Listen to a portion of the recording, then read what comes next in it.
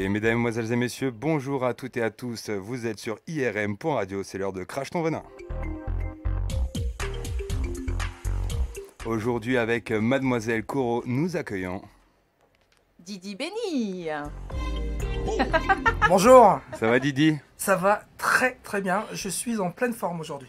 Ça y est, tu te sens prêt? Ah, je me sens prêt. Ça va cracher. Eh ben, c'est la première radio que j'ai choisie pour parler de mon projet Et top. Manovella, donc je suis très content d'être avec vous. Et nous, très honorés de t'avoir. Ouais, Merci. N'oubliez pas vos vaccins avant d'écouter Crash ton venin avec Coro et Tafit. Les personnalités viennent vider leur sac sur IRM.radio tous les mardis à 11h. Dans Crash ton venin, IRM scanne ta grogne.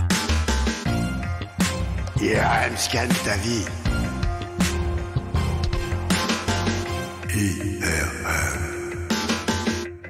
Il n'y a rien à dire, I'm a good boy, j'ai kiffé, on kiffe. Ouais, bande de menteurs. Ah si, on reste des good boys. Ouais, c'est ça. On reste des good boys. Bah, toi, on va le savoir aujourd'hui. Oh oui, On c'est va faire sûr. le tour. Alors, tu connais la thématique de Crash ton venin? Bah, on vient, on vide son sac, on est totalement transparent, on se lâche. Ouais, c'est presque ça. On C'est dit presque. tout haut ce que tout le monde pense tout bas. Aïe, aïe, aïe, ça Aïe, va aïe, faire aïe, mal ça alors. va chauffer. Alors, on va faire un peu le tour. On va apprendre à te connaître un petit peu. Donc, Alors, tu es originaire de Marseille. Tu as un jumeau qu'on ne présente plus. Allez, Tout à l'OM. fait. Samir. Alors plus exactement, stéphanois et ensuite toute la famille s'est embarquée dans une aventure à À Marseille. Marseille. Et ensuite j'ai quitté le beau soleil pour venir sur Paris. Voilà. Ouais. T'as une sœur aussi. J'ai une jolie sœur voilà, que j'adore, Fatima. Alors, l'ambiance familiale, c'était comment à Marseille? Eh ben, nous, je suis issu d'une famille monoparentale. C'est ma mère qui a joué le rôle à la fois du papa et de la maman. J'appelle ça moi une superwoman. Ouais, une super. J'allais te dire, hein, tu m'as C'est demandé. Hein. Super woman. C'est de là que vient la petite fleur alors. Eh ben, la petite fleur, c'est pour Didi Novella. C'est mon projet en fait où vraiment je mets l'accent sur la fleur que je trouve magnifique, toutes les roses, etc. Mon CD, c'est comme une fleur en fait. Voilà, avec plein de pétales, etc. Et vous verrez tout ça le 15 novembre. Mais ma famille, oui. Une à super Marseille, maman. une super maman au soleil en Camargue. Donc ce qui est génial en fait, c'est que j'ai pu à la fois être dans le centre de la France, à la fois dans le sud et maintenant dans le nord. Dans le Nord. Et durant cette enfance, toi et ton frère, vous êtes jumeaux. Ça, Oui. c'est quelque chose qui attire pas mal de monde. Des vrais On se de pose vrais. des questions. Est-ce que vous êtes Qui peut servir différents? quand t'es jeune. Ouais. Ça peut servir quand Attends, t'es jeune. attends, ça vient Aïe, aïe. après. Commence C'est pas. vrai, hein. c'est vrai, c'est vrai. T'as vu, il me tacle. Avec Ah, ça y est, Tu c'est connais bon, ça les joue. clés? Lui, c'est pas un good boy, hein, je Non, crois pas. hein, non, attention. hein. attention, t'as fini pique. Alors, ton frère et toi, vous êtes en même temps très différents, mais en même temps complémentaires. Raconte-nous un peu. Exactement. En fait, la gémellité, c'est très particulier. Ouais. Il y a en fait des relations gémellaires qui sont fusionnelles, des fois semi-fusionnelles, des fois pas du tout fusionnelles. Ouais. Nous, on est vraiment semi-fusionnels. C'est-à-dire, il n'y a pas un jour où je n'appelle pas mon frère ou je pense pas à mon frère. C'est vraiment ma moitié. Je suis né avec quelqu'un. Je suis pas né tout seul. Donc, j'ai vraiment toujours en moi ce vivre ensemble, d'être avec quelqu'un. Donc, il y a des bons côtés. Et c'est le bon côté, c'est qu'on a un meilleur ami, on n'a pas à chercher. Mais Mais le Bien. mauvais côté, c'est que le jour où, malheureusement, là, on appelle ça la malédiction des jumeaux, Mhm. le jour où on perd sa moitié, c'est très, Très très, très difficile pour bon, les jumeaux. c'est pas ton cas. Pourquoi? C'est pas mon cas aujourd'hui, voilà, D'accord, tu touches du mais c'est bois. quelque chose qu'il faut appréhender. Et pourquoi c'est plus difficile? Bah, c'est plus Ouais, difficile super, parce qu'on hein. développe ce qu'on appelle l'hypersensibilité, on a son propre reflet au T'as quotidien. l'impression de perdre une partie de toi. Bon, quand j'ai eu l'appendicite, mon frère l'a eu le lendemain. Ah oui, d'accord. Donc c'est vraiment très très zarbi les relations gémellaires.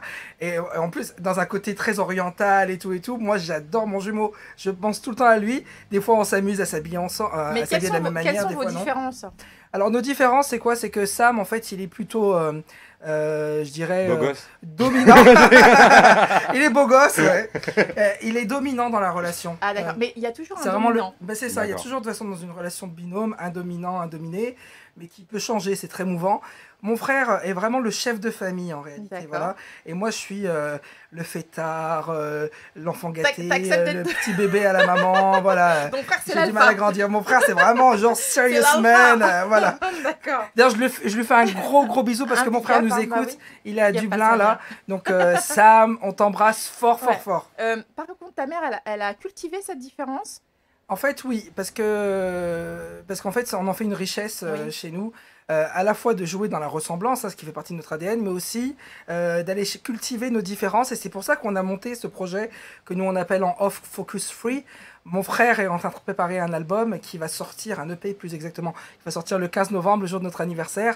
Moi également de mon côté. Et puis un projet en commun qui est Devotion, qui va sortir le 15 novembre. Donc toujours ensemble, coûte que coûte. Toujours ensemble, mais également des chansons chacun de son côté pour vraiment cultiver aussi notre différence, pour en faire encore une force. Voilà, Toujours en anglais aussi? En anglais, en français, un peu les deux.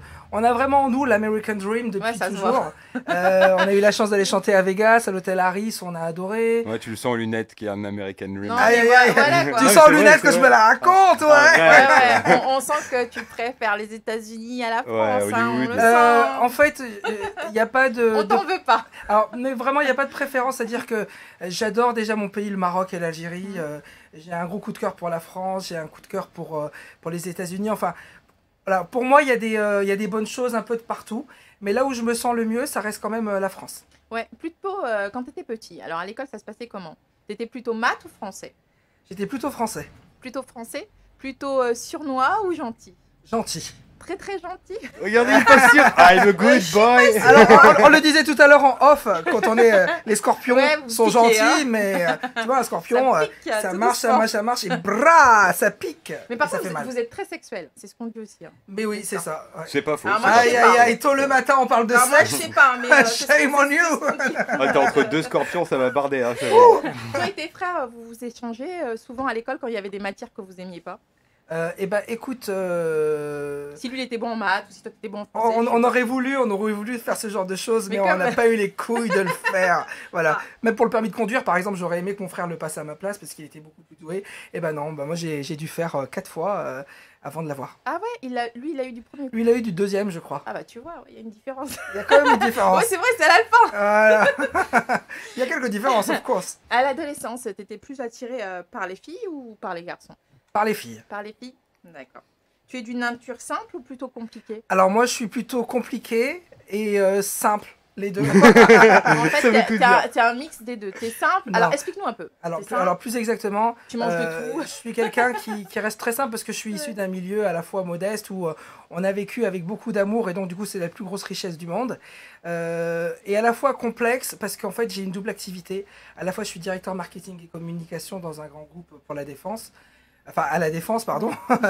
Mais c'est vraiment un grand groupe, je m'occupe d'une filiale. Et puis, à côté de ça, j'ai également mon activité de musique, d'entertainment, de journaliste, qui est à côté. Donc, travailler sur les deux, c'est complexe. Donc, la Ouais, complexité, c'est ce que elle j'allais se dire. situe C'est là. pas compliqué d'allier les deux C'est compliqué. parce que c'est paradoxal quand même. Bah, c'est compliqué, c'est compliqué. Donc, du coup, on appelle maintenant, dans le jargon de toutes les entreprises, Un homme à le fait multilunettes. le fait d'avoir une activité à côté et d'avoir des passions comme ça, des hobbies, des soft skills, des compétences légères. Et moi, j'en fais vraiment une force au quotidien, dans mon management, dans les projets que je mets en place, dans les objectifs à atteindre, dans les résultats que je vais chercher. J'en fais une force. Pour moi, le plus important, et je le dis ça toujours à tout le monde, et mon frère aussi est le premier à le clamer haut et fort, il faut rester soi-même. Ouais, reste toi-même. Il faut rester soi-même C'est et vraiment be underground. N'ayez pas peur de rester vous-même et d'aller chercher vraiment ce qui est le plus zarbi au fond de vous. À Et- quel âge? Écoutez bien le conseil de Didi qui est notre invité aujourd'hui. Dans Crash ton venin, il est 11h12. À quel âge t'as été piqué par le virus de la musique? Eh ben écoute, je crois que dans le ventre de ma mère, je commençais déjà à faire Ah. du bruit, et à crier peut-être, parce que ma mère nous disait qu'on bougeait vachement quand même. Vous aimiez la musique? On aimait la musique. Je veux sortir.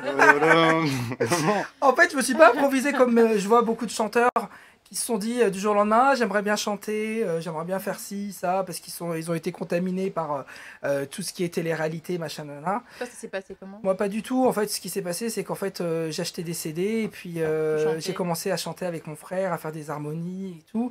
Et là, on a commencé à chanter un peu partout, à faire beaucoup de concours de chant. Et quand on a commencé à gagner les concours de chant, eh ben, une agence s'est intéressée à nous Ouais. et nous a proposé à Graines de Star, l'émission de Laurent Boyer.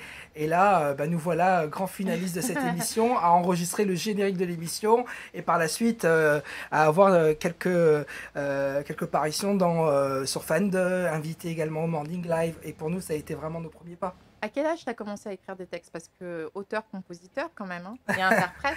Bah écoute, ouais, sans aucune prétention, c'est vrai on a beaucoup de choses à dire, donc on écrit, on compose, on a la plume facile en fait avec mon frère. Et pas que la plume. C'est bien dit, hein, c'est bien dit. T'as pas fini. Hein. Aïe aïe aïe, il faut que ça tacle. Hein. Arrête. Bah, je suis là pour ça, il faut que ça tacle.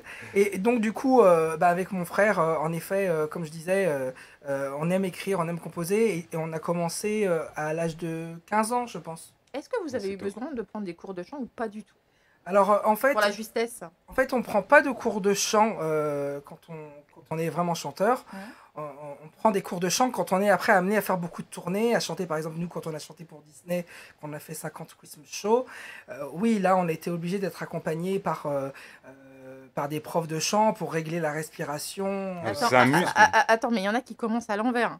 Il y en a qui prennent des cours de chant pour ensuite faire des castings. Voilà, et ben ça ne fait pas du tout partie de mon. Après, ces gens-là, c'est pour apprendre à chanter. Voilà, pour Toi, moi, tu savais chanter et après, il fallait que ton muscle puisse tenir sur la durée exactement, et c'est pas ça. se casser à chaque fois parce que ça, c'est ton outil C'est de ça, travail. après, quoi. c'est ça. Comme chez nous, par exemple, on a Cheb Khaled, il n'a jamais appris à chanter. Exactement, ouais. Ça, Il chante et ensuite- ça s'entend toujours. Ouais. Et Tu m'as ensuite, devancé. Et ensuite, quand il a travaillé sur son projet d'album avec Jean-Jacques Goldman, Aïcha et compagnie, là, il a pris des cours. De Voilà. chant. Donc, moi, je fais vraiment partie de cette école-là D'accord. où on n'apprend pas à chanter. Hein. On est Est-ce- chanteur ou on l'est pas. Est-ce que tu es plus sensible que ton frère ou est-ce que ton frère est quand même plus sensible que toi? Alors, moi, Malgré qu'il soit l'alpha, ça n'a rien à voir avec la sensibilité. Alors, eh ben, écoute, moi, je reste quand même un homme sensible. Ouais. Voilà. Et je l'explique d'ailleurs dans mon projet Didi Novella, Ouais. où je vais. En fait, ce sont des novellas. Vous Ouais. voyez, la telenovela, voilà. Ben, ce sont plusieurs histoires. Je suis rentré carrément dans des personnages et j'ai pu mettre sur la table, mettre mon cœur carrément sur la table avec toutes mes émotions, toute ma sensibilité. Et là, on la voit vraiment, on l'écoute, on la sent. J'espère que les Didi Lovers vont aimer ça. À mon avis, oui, il n'y a pas de raison. J'espère. Curiosité quand même. Ah oui. Tu mélanges beaucoup la pop, le R&B, Le gospel aussi, récemment. Il y a plein de styles différents. C'est quoi ton style musical principal? Alors moi, vraiment mon style, c'est pop R&B. Hein, voilà, si on doit catégoriser. Mais Et qu'est-ce que tu appelles R&B contemporain? alors, il y a plusieurs types de R&B. Il y a le néo R&B, il y a l'R&B classique, il y a l'R&B tradi, il y a l'R&B urbain et compagnie. Enfin, il y a plusieurs nuances en fait. Il y a l'R&B très R&B qui veut dire rhythm and blues. rhythm and blues, tout à Pour fait. les gens qui ne le savent Tout pas. à fait. Je ne savais pas. En fait, vraiment le vrai R&B rhythm and blues justement. Donc on va trouver Aretha Franklin par exemple. Ouais.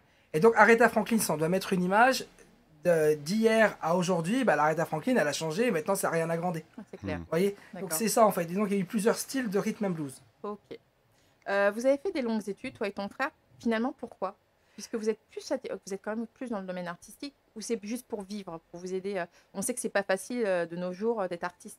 Bah, en fait, il y a un petit peu tout. C'est-à-dire que ma mère nous a élevés toute seule. Mhm. Et pour elle, c'était très important d'avoir quelque chose de sûr pour nous. Donc elle a tout investi pour qu'on ait vraiment de grandes études et qu'on puisse faire tout le nécessaire pour avoir notre mention bien, notre bac +5 et puis travailler dans de belles entreprises. Et elle a eu raison. Oui. Parce que le métier Ça, il d'artiste... faut cracher, il faut le dire. Bah oui, parce que le métier d'artiste, c'est le métier du pauvre. Crache pour les jeunes. Exactement. En fait, ce qui se passe, c'est que c'est pas toujours facile. Des fois, on est amené à chanter gratuitement, à faire des... ça peut percer, on peut avoir de gros cachets sur un mois, Oui. mais d'autres mois, ça peut être beaucoup, beaucoup plus compliqué. Donc, grâce à Dieu, nous, on a pu avoir, c'est vrai, ce bagage-là, qui nous permet d'avoir un certain confort de vie à côté de notre activité de musique. Et ça a toujours été compliqué, en fait, comment dirais-je, de s'embarquer totalement que dans la musique. On a eu des propositions, par exemple, on n'en a jamais parlé, mais pour un hôtel, les Costa Croisière, ils nous voulaient sur, je crois, 1 an, Oui. en tant que spectacle unique, en fait, finalement, sur le bateau. Et puis, Bien. mais on n'a pas pu accepter parce que mon Pourquoi frère, on est engagé sur des projets de vie. À côté, il y a également quand on achète une maison, quand on fait ce genre de Exactement. choses, on peut pas se permettre. Voilà, donc faut poser le pour et le contre. Là, on s'est dit, on va faire ça pendant 1 mois, mais après, il y aura quoi? Je vais perdre mon boulot qui me permet d'avoir quand même un certain Et revenu. subvenir à tes besoins. Voilà. Ouais, effectivement. Donc, mais il faut toujours vivre ses rêves et Allez au bout. aller au bout et pas faire ça pour l'argent. Ouais. Parce qu'en fait, l'argent vient. Ça Et le suit succès ça suit vient après. tout seul. Franchement, nous, nos plus gros cachets, ils sont venus tout seuls, en fait. Mais ils sont pas venus tout de suite. Mais Précise-le pas tout de suite, pas tout de suite, tout à fait. Donc ça va, on a le temps, nous, Ouais, encore. ouais. Faut travailler dur en fait. Plus on travaille, mieux c'est. Et Ta fille, puis, elle aime les sous. Ah bah, le voilà. flou, ça rouilla. Ah bah, en même temps, à Paris, on habite à Paris, c'est vrai qu'arrivé Tout un est cher, moment, tout est c'est cher pas à Paris. donné de vivre à Paris. Ouais. Et tout travail mérite salaire, mais après, doucement mais sûrement, comme tu l'as dit. Et Bah les oui. personnes qui ont un rêve, quoi qu'il arrive, ne jamais rien lâcher. Jamais Parce que lâcher. si notre rêve, on a quelque chose à y faire dedans, eh ben, il se réalisera. Mais à côté de ça, avoir quelque chose de concret pour quoi qu'il Pour arrive, survivre. pouvoir, si Dans ça le ne se monde passe réel. pas, C'est Parce ça. Le monde, il est Le réel. Le les monde gens- réel, Mais c'est oui. pas si simple que ça. Faut le dire à tous ces jeunes, parce que moi j'ai animé des tremplins. D'ailleurs, je passe le gros coucou à Théophane, Mumu Lafrange et tout ça. J'ai animé un tremplin où j'étais donc vraiment en relation avec ces jeunes talents. Et c'est vrai qu'on a de la poudre aux yeux. On se dit voilà, on va il n'y réussir a pas demain, on qu'aux va yeux, devenir hein, une pour le star. coup là. Bah, c'est clair. Et en fait, il faut se dire les choses, quoi. C'est un milieu très C'est compliqué. c'est pas avec, facile. avec la règle des 3. Mm. C'est-à-dire soit on couche, soit on a de l'argent. Ah, vas-y, crache. Soit on couche, soit on a de l'argent, soit on a vraiment des connaissances du piston. C'est vrai, On trime. Quoi qu'il en coûte, on trime. T'as c'est fait, cette t'as fait règle laquelle des des trois trois. options? Moi, j'ai fait aucune des 3 parce que comme, Moi non comme je suis très croyant, voilà. Flous, j'ai pas payé pour faire ma carrière. Je le pense. J'ai pas couché et puis les connaissances, par contre, là oui un peu. D'accord, donc toi tu serais plus du côté connaissance. Connaissances, oui. Alors, le management, c'est très loin du côté artistique. Est-ce qu'il y a un de vous deux qui est plus businessman que l'autre? Les deux, on est vraiment des businessmen. Mon frère travaille dans vraiment un grand groupe et tout ça. Je vais pas citer le nom, mais il travaille dans un grand Ouais. groupe à Dublin. Il fait partie. Après, si tu veux faire de la pub, tu peux. Enfin. Hein. On Ah. dit tout ce que tout le monde nous, pense tout bas. Mais ça, faut qu'il vienne à tout prix Ah, vous mais voir oui, et mais il vous nous, dira tout ça. Mais voilà, mais en tout cas, on est vraiment des businessmen. On a monté notre entreprise 2M Corporation qui nous a permis de coproduire, co-réaliser des émissions de télé. Réveille-toi en mode musique, on a pu recevoir notamment Jimmy Cliff. On a pu aussi faire de la production musicale. Voilà. Donc, bien sûr qu'on est orienté business, mais c'est pas ce qu'on met tout de suite En avant. Vous êtes quand même plus dans le côté artistique. On est plus dans le côté artistique, mais avec une couche très business, bien sûr. Ouais, vous faites attention à votre image. Vous animez aussi justement des émissions de divertissement. Pourquoi êtes-vous si touche à tout? Eh Ce ben, côté caméléon. Eh ben, en fait, ce qui se passe, c'est Gourmand. que tout à l'heure, vous le disiez, très américain, en fait, dans les inspirations, en effet. C'est-à-dire qu'aux États-Unis, on ne va pas hésiter à avoir des activités pluridisciplinaires et à faire ce qu'on appelle, pas que du chant, mais animer en radio, être comédien, faire de la figuration, être animateur, etc. Nous, on s'inscrit vraiment dans ce genre de choses. Et ça nous permet de nous éclater parce qu'on est des jumeaux, Ouais. Ça reste un jeu, ça reste vraiment un plaisir, important. une passion. Voilà. Mais on a toujours été dans la dévotion. La dévotion, et ça, il faut vraiment bien le comprendre, la dévotion, c'est encore plus que la passion. C'est se donner à fond. Même des fois, quand tu n'as rien dans le frigo, tu vas quand même aller chanter, tu vas payer ton verre dans un bar. Et pour pouvoir chanter dans un open mic, etc. Et tout donner. Chez toi, tu vas pleurer. Et après, chez toi, tu vas pas vraiment pleurer parce que tu seras fier de toi. Tu vas te regarder dans la glace et tu vas dire waouh, je fais ce que j'aime. Je fais ce que j'aime et c'est ça que j'ai envie de dire. C'est qu'en fait, il faut vivre chaque jour comme si c'était son dernier jour et vraiment croire en soi. Si on ne croit pas en soi, il ne faut pas faire ce métier. Et limite, souhaiter à chacun de se lever le matin et d'être content d'aller travailler, content de faire l'activité qu'elle fait. Parce que le jour où tu te lèves et que tu n'as même plus l'impression de travailler, ce qui arrive de vivre d'une passion, où tu peux être dévolu dans cette chose-là, c'est se lever le matin et c'est ce qu'on pourrait souhaiter à tout le monde, se lever le matin et être content de ce qu'elle fait. Moi, quand je viens d'un crash ton venin, je suis très très content parce que je peux faire ma chieuse. Tu m'étonnes. Because I'm happy. Voilà, cette chanson, moi je l'ai adorée parce que c'est vrai, tout le monde a envie d'être heureux. Même dans les bad trips, il faut toujours garder l'espoir. Dans le monde actuel, c'est pas facile. Par contre, dans mon album, là, dans mon EP, il y a des titres sur lesquels je n'ai pas mis d'espoir volontairement. Pour que des personnes puissent se reconnaître. C'est pour créer une frustration. Voilà, c'est ça. Pour que les gens aillent vraiment au suicide. Il a pensé aux gilets jaunes, ça va. C'est chaud. Ouais. Vous êtes beaucoup, en fait, vous faites un peu touche à tout, mais est-ce que si c'est pas pour rester visible? En effet, alors nous, on n'est pas dans la stratégie, tout ça, mais quand même, quand on sort un projet, on appelle ça un projet artistique, sur un plan de communication, il y a à la fois un CD qui est de la musique qui est au centre de tout, mais à côté, il faut créer des actions annexes comme animer, faire partie de la Fashion Week. J'ai adoré la Fashion Week, là où j'ai pu voir Cardi B. Ils t'ont laissé rentrer. Ils t'ont laissé rentrer. C'était trop bien. J'ai adoré Cardi B. Alors, il y avait Anna Wintour, que je connaissais pas, la honte. Shame on me. Au moins, tu le reconnais. Mais voilà, et donc, tout le monde disait Anna, elle est là. Ouais, bon, voilà. Mais du coup, c'était, il faut avoir ces activités annexes. Pour se faire voir aussi. Pour maintenir cette visibilité, sinon. Et je les trouve très malin au niveau marketing de commencer pour la publicité du 15 novembre par Crash ton Venin. Non, mais attends. Non, mais ça veut tout dire au niveau marketing. Ça veut tout dire, t'as tout compris. Mais of course. Toi, t'as tout compris. Bon, en fait, nous, on a besoin du soutien de radio comme vous. Et d'ailleurs, vraiment, je dois dire, vous faites un travail exceptionnel. Bravo. On crache, hein. Pourtant, on crache. Hein. Mais on emmerde le monde, on crache. Ce que j'aime beaucoup, en fait, chez vous, pour avoir regardé quelques lives sur YouTube et compagnie, c'est qu'en fait vous avez une vraie authenticité. Vous n'avez pas peur d'être vous-même en fait, et finalement ça fait écho à mon ADN, et c'est ça que j'adore. Surtout ne changez jamais. Merci Didi. Bon, ça va être dur de te tacler, mais on va te tacler. Vous me taclez là, ça y est là. Tu as participé 2 fois à X Factory, mais aussi à Popstar. X Factor. X Factor, pardon. Aussi à Popstar. Dans quelle émission t'es-tu senti le mieux? Alors, en fait, aucune. C'est vrai. Parce que dans toutes les émissions, qu'on a pu faire, on nous a toujours imposé nos chansons. Donc c'est pas agréable à faire. C'était ma question. En fait, c'est agréable parce que quand on est jeune, voilà, c'est l'expérience, on se dit c'est de la nouveauté. On vous impose les choses. Mais nous, en fait, on n'a pas eu cette chance-là qu'ont d'autres candidats. Je dis pas que c'est comme ça pour tout le monde. D'avoir la possibilité de choisir ses titres, de mettre en avant.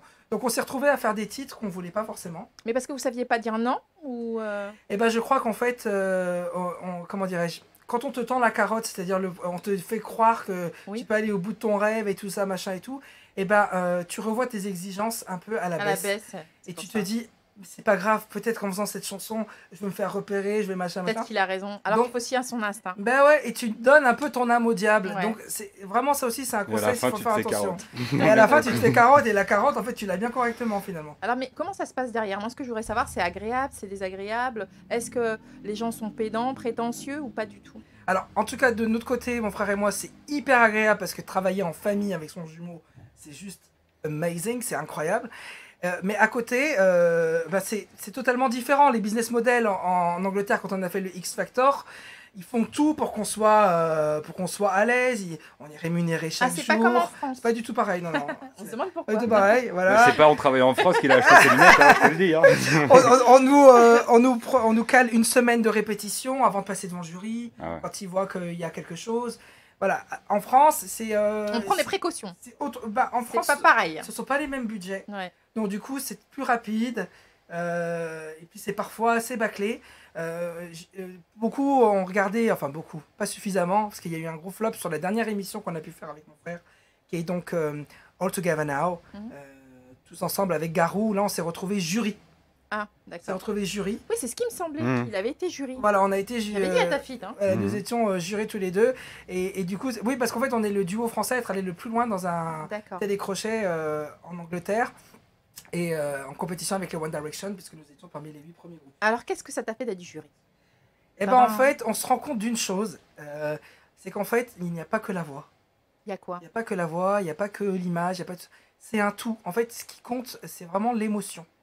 C'est l'émotion. Et des fois, de la personne. L'authenticité. C'est-à-dire que la personne, elle va peut-être faire une fausse note à la fin de sa chanson, mais elle m'aura donné une fucking émotion de dingue. Et du coup, je vais être embarqué et je vais appuyer sur le truc et je vais dire, mais elle a tout. J'ai envie d'aller la voir en concert parce qu'elle a mis ses tripes. Ouais. Même si là, elle s'est trompée dans le texte ou machin, mais il y a un truc. Et c'est ça, en fait, qu'on cherche aujourd'hui. C'est pas... Dans l'imperfection, il y a de l'émotion, il y a quelque chose. C'est pour ça qu'il apprécie notre émission, il sent l'imperfection. L'imperfection authentique. Ouais. Parce que des chanteurs qui chantent... Elle était pour nous, celle-là. Parce qu'il y en a plein, des chanteurs qui chantent extrêmement bien. On regarde The Voice, il y en a plein. Il y en a plein. Donc du coup, ils sont choristes, ils sont machin. Qu'est-ce que ça t'a fait d'être aux côtés de Garou comme jury? Attends, tu te dis, attends, j'ai franchi une étape. Garou, on n'a pas vraiment plus côtoyé que ça, c'est-à-dire que c'est vraiment du montage après. Garou, on est avec lui, on chante un peu. Voilà, on chante un peu avec lui, machin. mais il fait son job sur quelques minutes. Après, il est pris sur ses autres concerts. Il n'a pas le temps, quoi. Et il n'a pas le time. Hashtag no time, hein, c'est vraiment ça. Hashtag no time. C'est vraiment de ouf, c'est ça.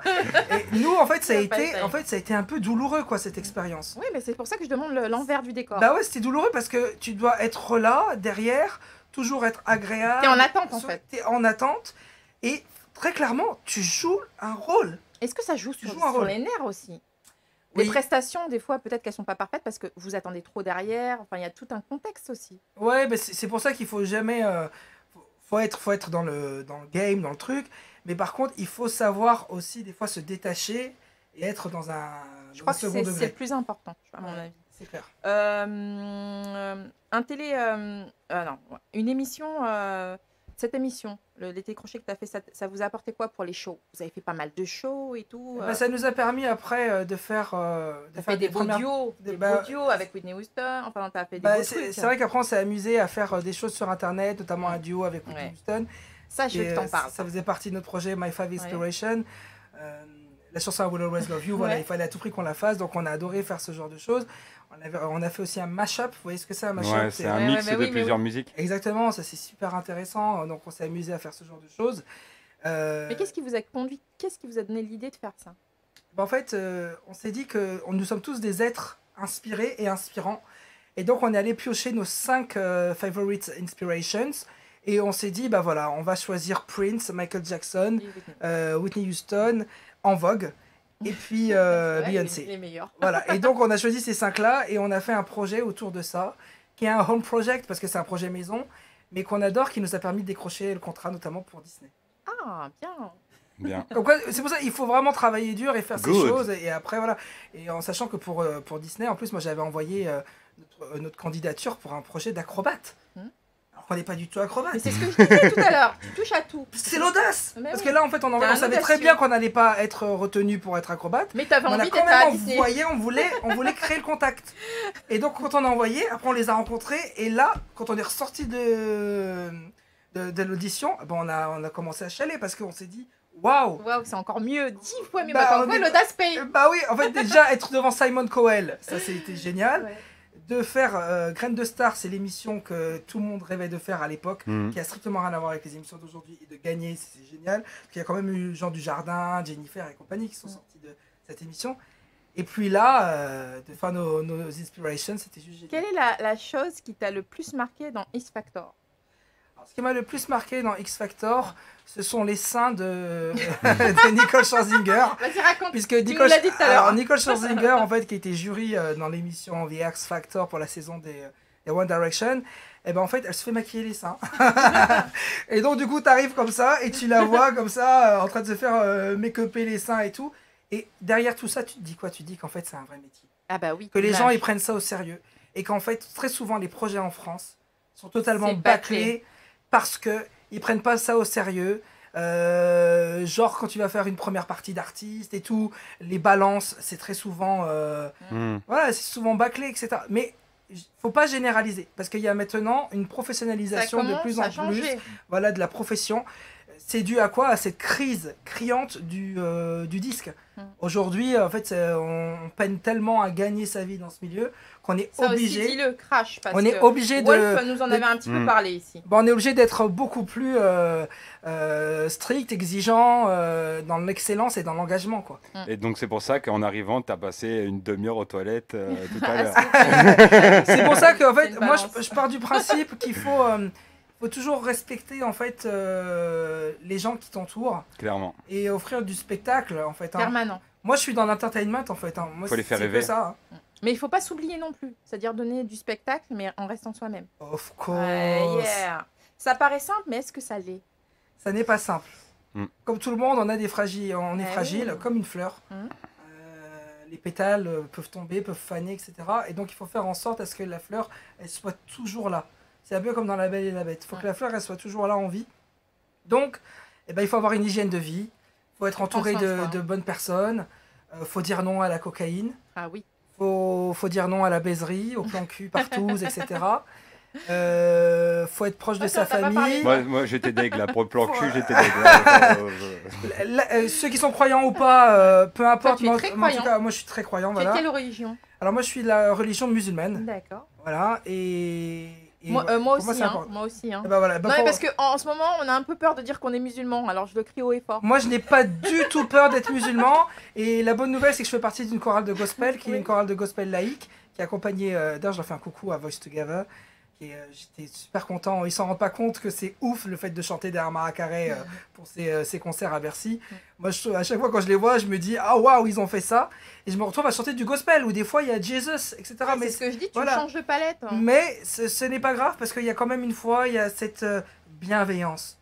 Voilà, c'est ça qu'il faut, c'est de la bienveillance. Pas être, on peut tacler, on peut machin et tout. Mais à la fin, il faut être dans le respect. Ouais, on dit que toi et ton frère, vous avez un timbre de voix à peu près similaire. Est-ce que tu es d'accord? On a un timbre de voix qui est similaire, mais chez les jumeaux, il y en a un qui hérite du haut de la voix, il y en a un qui hérite du bas. Mon frère chante plutôt dans les aigus, donc le haut, et moi plus vers le bas. Vers le bas quand même. Donc même si en fait, vous n'êtes pas similaires. Même si on est alto, voilà, on est alto. Regardes-tu les médias, et si oui, lesquels? Alors je regarde la télé, of course, moi je suis un enfant de la télé, hein, c'est dingue. Donc déjà la première chose que je regarde c'est votre émission. Oh, t'as un amour vraiment. Et puis après il y a d'autres émissions évidemment que j'aime beaucoup regarder. Il y a des émissions très sérieuses. Est-ce que tu regardes la télé-réalité? Alors en fait la télé-réalité, je ne regarde pas la télé-réalité, pas plus que ça aujourd'hui, parce que je trouve que ça s'essouffle. Oui. Mais j'ai souvent regardé parce que c'est de l'entertainment, c'était tellement drôle de voir Affida Turner. De voir ces gens-là, Loana, voilà, on a tous grandi avec ce genre de trucs. C'est vraiment du spectacle. Enfin, moi, franchement, j'ai passé. C'est de l'entertainment. Ouais, pour toi, c'était du spectacle. Pour moi, c'était du spectacle. Ça a marché. Hein. T'es un voyeur. Non, mais c'était pas mal. Mais après, pour la petite histoire, on a été contacté pour faire Les Anges de la télé-réalité. Ouais. Mais on n'est pas allé. Pourquoi? Ça t'inspirait plus Et ben en fait, parce que t'es quand même touche à tout. Vous touchez à tout. Donc dans Les Anges, en fait. D'ailleurs, elle m'a dit, elle touche un peu trop à tout quand même. Ça, je me dis depuis tout à l'heure là. Non, mais ce qui se passe, c'est qu'en fait, on a refusé. Pourquoi? Parce que dans ces émissions, on nous a demandé sur des moments forts de caméra à ne pas hésiter à accentuer notre caractère. Genre, t'as mis du ketchup dans mon croque-monsieur. Je lui dis, mais putain de ta race, pourquoi t'as mis du ketchup, machin, je vais te buter, machin. Voilà, il faut pas hésiter à faire ce genre de choses. Okay. Et nous, du coup, on voulait pas faire ce genre de choses parce que comme on a une activité à côté qui est sérieuse, sinon après, l'image. Au revoir, directeur. Et alors... tout ça pour du ketchup, ça fait chier. Ouais, c'est chaud, voilà. Non, mais tu vois le délire. Donc, clairement. C'est très scénarisé, en fait. Hein. Toi qui as eu la chance de rencontrer Ophélie Winter dans l'émission Popstar, parce que tu as fait Popstar aussi. Oui. Hein, que penses-tu de sa descente aux enfers et du fait que TPMP, l'émission TPMP l'ait invitée pour parler justement de sa descente aux enfers? Alors en fait, il y a deux choses. Déjà, Ophélie, moi je lui fais un gros coucou parce que j'ai adoré la rencontrer. J'ai été beaucoup inspiré par ses premières chansons, Tu es le feu qui m'attise, Dieu m'a donné la foi et tout ça. Je la trouvais extrêmement belle et je la trouve toujours extrêmement belle. Et je trouve qu'elle a apporté quand même un flow dans le domaine du R&B en France. Oui, ça c'est vrai. Et elle est inspirante et c'est une chic fille, elle est super sympa. C'était une bosseuse. Hein. C'est une bosseuse et puis pendant l'émission de Popstar, je ne vais pas expliquer l'envers du décor, mais elle est quand même restée cool. Très humaine. Avec nous, dans les commentaires au montage, c'était plutôt sympa. Voilà. Après, dans TPMP, moi ce que je n'aime pas, c'est qu'en fait, ils savent pas trop quoi dire des fois. Bah, en fait, moi, ça m'a un peu chiffonné. Et donc, du coup, ils se servent d'une personne comme Ophélie Winter pour créer une histoire, pour combler un peu les moi, trous, c'est pas ça qui m'a chiffonné. En fait, qu'on se serve d'Ophélie Winter, ça peut être un produit comme un autre. Hein. C'est dur ce que je dis, mais c'est le cas. Bah, on est un produit de toute façon quand on fait des spectacles. Dans cette société. Mais le problème, c'est d'en parler et de ne pas agir. Et j'ai trouvé que c'était bateau, c'est-à-dire qu'on avait l'impression qu'il voulait faire de l'audimat et que c'était juste pour faire de l'audimat. Tout ce qu'il disait autour, tous ceux qui parlaient autour ne disaient rien de concret. Elle, on l'entendait, on avait l'impression qu'elle n'était pas sûre d'elle et qu'elle était plus ou moins dans la détresse.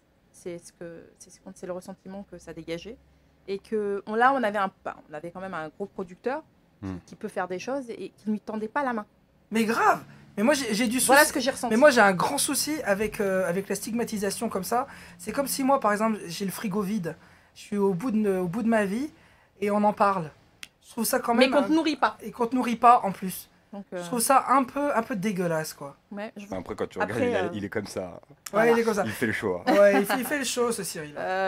Toi et ton frère, vous avez fait des émissions, vous aimez vous amuser, vous changez Vous travestir, tu peux le dire. En fait, on se travestit. J'irai pas jusqu'à là. On se travestit de manière. Un artiste, quand il monte sur scène, il invente un personnage. Voilà, mais tout en restant lui-même, mais il invente quand même un personnage, ses codes, un univers, etc. Et cet univers, il faut qu'il soit totalement identifiable et tout.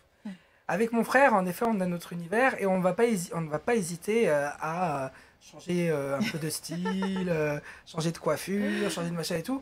Vraiment, on s'amuse. Et le jour où on s'amusera plus, en fait, on fera plus ce métier. C'est un peu comme TPM, on s'amuse lui aussi. Mais t'as tout dit. Hein. C'est ça, c'est vraiment notre moteur, quoi. Est-ce que vous vous échangez des fois pour aller à certaines émissions, si par exemple, ça se trouve c'est pas toi, S'il faut de toi, c'est pas toi. Non, jamais, parce qu'on a alors c'est très récent notre activité en solo, parce qu'on a toujours été invité à deux. Ouais.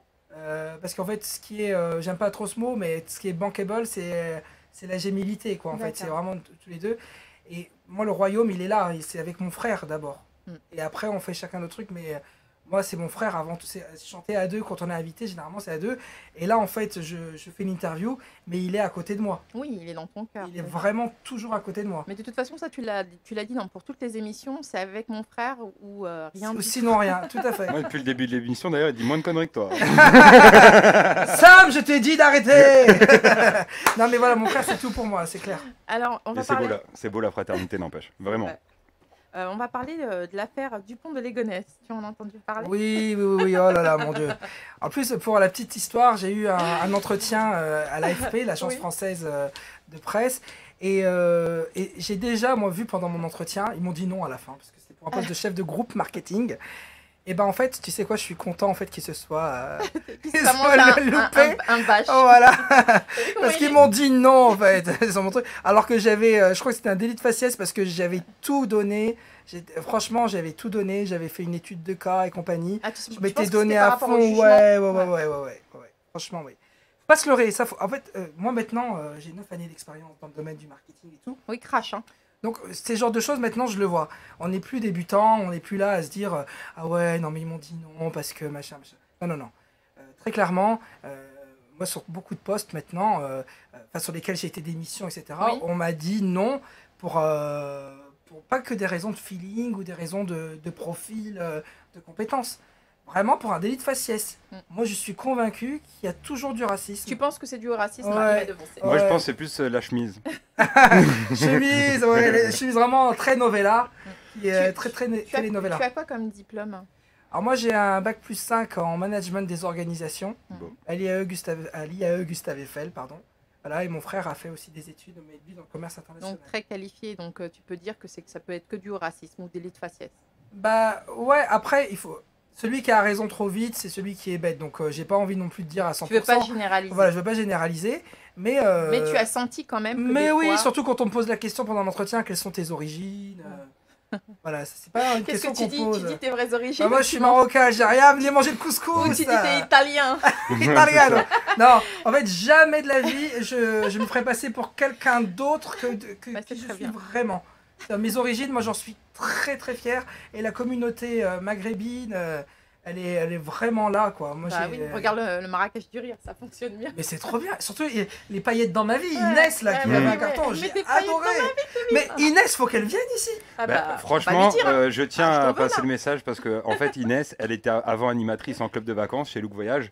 Et du coup, on a travaillé dans la même boîte et on a une personne en commun que j'attends qu'on fasse encore quelques émissions. Après, je vais la contacter parce que ce serait un honneur qu'elle nous mette des paillettes à nous aussi. Ah ouais, elle est excellente, hein, c'est un régal, cette nana. Alors, on revenait sur cette affaire. Est-ce que tu penses pas que les médias se sont un peu trop vite avancés sans avoir l'ADN, juste à cause des empreintes? En fait, c'est totalement débutant. Oui. C'est-à-dire que ce qu'ils auraient dû faire, c'est normalement quand on est journaliste, c'est d'abord de valider une information ou au moins d'exprimer un doute à l'antenne. C'est une gourde, quoi. Voilà, de se dire, oui, alors on serait sur une piste, nous aurions peut-être trouvé le machin, mais en fait, c'était pas le cas. Est-ce que ça veut pas dire que la société d'aujourd'hui, c'est par rapport à qui ira le plus vite? Donc, du fait, ils veulent pas rater l'exclu. Et du coup, ils s'avancent sans même vérifier. Est-ce que c'est pas avec les réseaux sociaux? En fait, c'est hashtag mesquin, c'est-à-dire qu'en fait, c'est vraiment des mesquines de ouf. C'est-à-dire qu'en fait, la télévision souffre en France. Ah, Il y a de moins en moins d'audience. Moi, je vois les jeunes, aujourd'hui, ils consomment du Netflix. Ils consomment. Maintenant, on va plus leur imposer un programme. C'est eux qui choisissent de voir ce qu'ils veulent. Voilà. Donc, et ça, on subit moins. Donc, ils sont obligés comme ça de créer un peu du phénomène, du scoop, à tire-larigot, mais à 2 balles, quoi, qui sert à rien. Tu vois, vous, jamais de la vie, vous auriez dit ce genre de choses. Oui, on a vu machin, alors sans vérifier. Tu regardes un peu les replays, des fois, Coro, elle divague. C'est vrai. Il va en vrille. Il dit de la merde. Il dit de la merde. Moi, je dis toujours et je vérifie. Au moins 10 fois.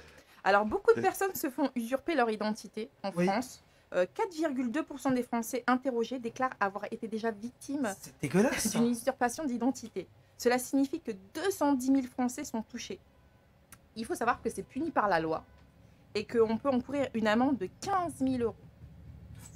Ah oui, parce que ça détruit des vies. Oui, mais il y en a deux. Tu peux devenir interdit bancaire. Il y en a de partout. Partout. Bon, des messages sur Internet où tu as des photos où la personne, tu sais que c'est pas la vraie personne qui dit oui, viens me baiser dans ma chambre, des trucs comme ça. On reçoit tous comme ça des trucs un peu bizarres. Ça m'arrive pas à moi, ça. C'est moi qui envoie le message. Et c'est du spam. Et moi, en fait, j'en parle là. Pourquoi ? Parce qu'en fait, c'est extrêmement dangereux. Parce que je me dis que si ma petite nièce, mon petit neveu tombe comme ça sur du spam et tout, et je sais pas moi, qu'ils aillent au bout du bout, enfin, ça peut être compliqué. On sait jamais, ça peut être un guet-apens et tout ça. Donc, mais oui, t'as raison. Voilà, et pour moi, il doit y avoir une police digitale beaucoup plus forte. C'est en cours. Avec déjà quand on est accueilli par la police et qu'on doit dire oui, là j'ai un problème sur mon compte, on fait du boycott ou je sais pas quoi, ils s'en foutent un peu, ils prennent pas ça vraiment à la légère. Alors qu'ils devraient comprendre une chose, c'est qu'aujourd'hui quand on est à la naissance, on est avec deux entités. Une entité numérique, c'est-à-dire qu'il y a vous en numérique, et puis il y a vous en réel. Il faut l'entretenir cette image numérique, et si on n'a pas comme ça des protecteurs, la police qui peut nous aider, ça va pas. Mais en même temps, des fois ils te croient pas. Hein. Bah ouais, donc du coup, je comprends, ils veulent qu'on apporte des preuves et tout, mais quand même, ça peut nuire. Il a été vidé. Ça peut aller loin. Déjà des achats de voitures. Ou une photo montée de je sais pas moi, de vous dans un film de boules. Je dis n'importe quoi. C'est quand même, ça peut faire mal, quoi. Oh, moi, ça me ferait kiffer. Ça peut faire mal. Non, mais oui, non, mais clairement. Et en République dominicaine, ils faisaient attention. Enfin, ils mettaient des boîtiers. En fait, ils te branchaient un boîtier à la cabine. Toi, t'arrivais, tu mettais ta carte, tu faisais ton code, tu retirais ton argent, tu partais, et eux, ils récupéraient leur boîtier. Et grâce à ce boîtier-là, ils récupéraient toutes tes données et ils créaient une carte bleue. Et après, ils pouvaient l'utiliser à bon escient. Il y en a plein. Ils se sont fait choper. Bah non, il y en a. Même moi, je crois qu'on me l'avait eu ma carte. Mais le problème, c'est que je suis vide depuis ma naissance. Est-ce que cela ne prouve pas qu'une erreur judiciaire est très vite arrivée? Oui, exactement. C'est la bonne conclusion, en fait. Ouais. Justement, que penses-tu du propos de Christiane Taubira, l'ancienne ministre de la Justice, quand elle dit, je cite, en parlant de l'affaire Théo, tu vois c'est quoi l'affaire Théo? Violée par mégarde et par un gourdin assermenté. Et quand elle rajoute que l'affaire Adama, tu connais aussi l'affaire Adama Traoré, met la justice mal à l'aise car elle est malsaine. Le tout pour finir par dire, elle trouve scandaleux que ces affaires n'aboutissent pas à une condamnation. Pour elle, cela fragilise la démocratie. Qu'est-ce que tu en penses? En fait, oui, ça fragilise la démocratie. Je suis entièrement d'accord. C'est-à-dire qu'en fait, aujourd'hui, la démocratie ou bien la politique, il n'y en a pas vraiment. Oui. On en parlait la dernière fois avec ta fille, alors je te laisse parler. C'est-à-dire qu'en fait, il y a des bonnes idées à gauche, à droite, au centre, et même, j'ose dire, parfois dans les extrêmes, il y a aussi des idées qui sont bonnes. Moi, je parle du principe que dès lors qu'il y a tout un peuple qui est là pour accompagner des idées, des mouvements... Tu parles du Rassemblement national?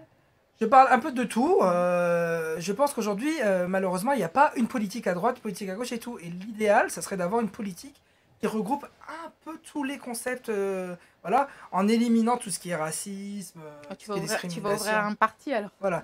Mais pour moi, la démocratie, elle est maquillée, quoi. Ouais, quand on voit les manifestations des Gilets jaunes, tout ce qui se passe, la violence, on en parlait la dernière fois avec Sophia, que ce soit des manifestations pacifiques ou pas, hein, parce que les activistes féminines aussi, elles s'en prennent plein la tête. Quand on voit le cas d'Adama Traoré, comme elle l'a Et vous avez reçu une personne du Femen. Oui.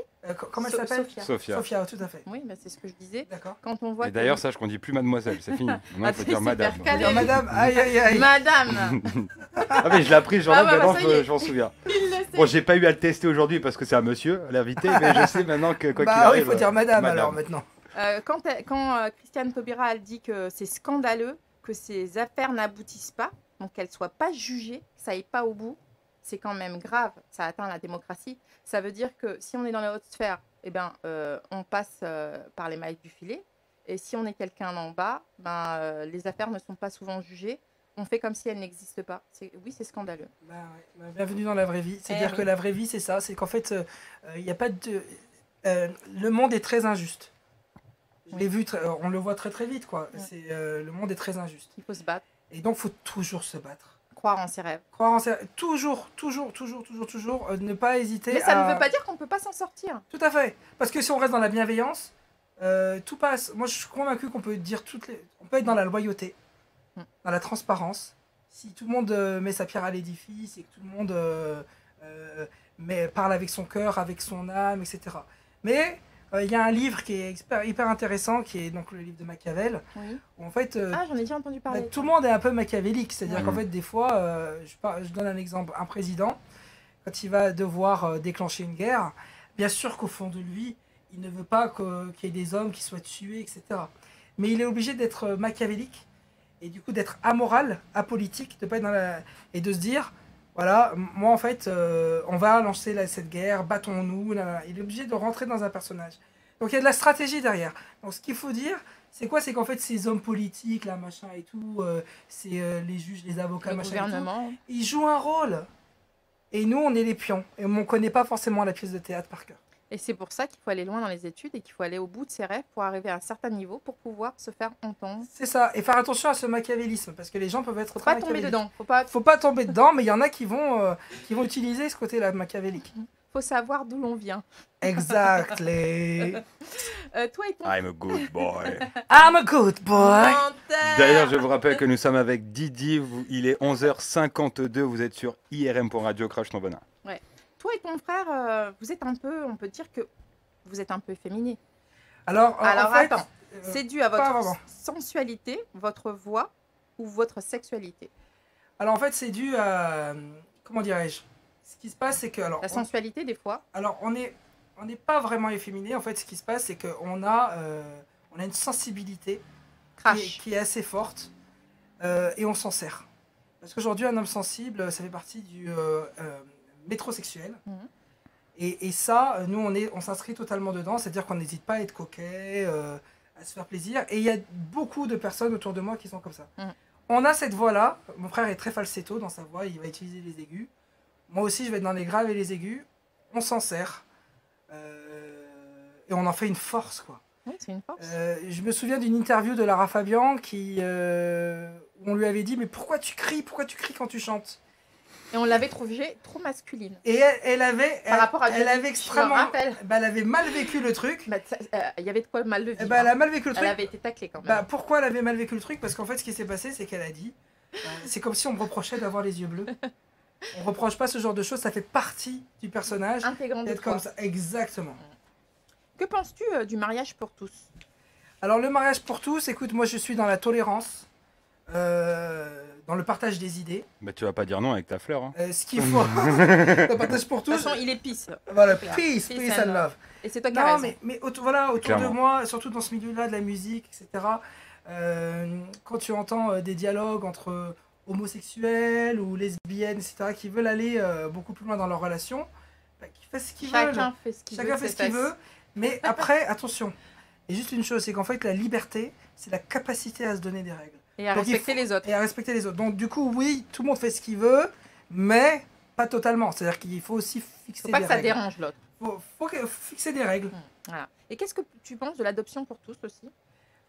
Écoute, moi, l'adoption pour tous, de maman ou de papa?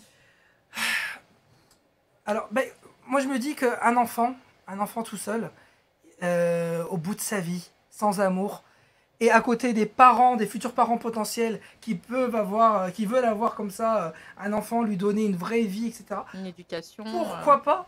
Pourquoi pas? Après, il faut juste bien suivre le process pour que l'enfant qui est au centre de tout se sente bien, qu'il soit en sécurité. Tu penses que oui, c'est bien, mais qu'il faut qu'il y ait des gens derrière pour suivre accompagner, l'évolution. Voilà. Au moins dans les débuts.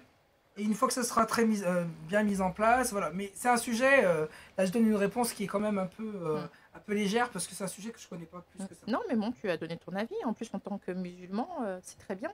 On voit que tout le monde n'est pas braqué et que tout le monde n'est pas extrémiste. Faut pas, ouais, chacun fait vraiment ce qu'il veut. Non, clairement. Pour elle est extrémiste? Non, pas du tout. Non. As-tu entendu parler de la déferlance de haine à l'égard de Bilal Hassani, celui-là qui a dû à son homosexualité, justement? Oui, alors j'ai entendu tout ça. Alors Bilal, je l'ai rencontré, bien sûr, parce qu'il était dans le mur de l'émission Together Now, avec Garou, tous ensemble. C'est quelqu'un de très gentil, c'est quelqu'un de très aimant. Après, il a son délire à lui, hein, c'est-à-dire il fait son projet, il reste lui-même. Il a son univers, il a son truc. On ne peut pas lui reprocher, il est lui en tout cas. Et ce qui fait un artiste, c'est son public. Donc il a un public qui le suit, il a ses chansons qui sont ce qu'elles sont. Son homosexualité change rien à son talent. Voilà, et il se donne à fond, et longue vie à toi, hein, continue, je te fais un petit coucou.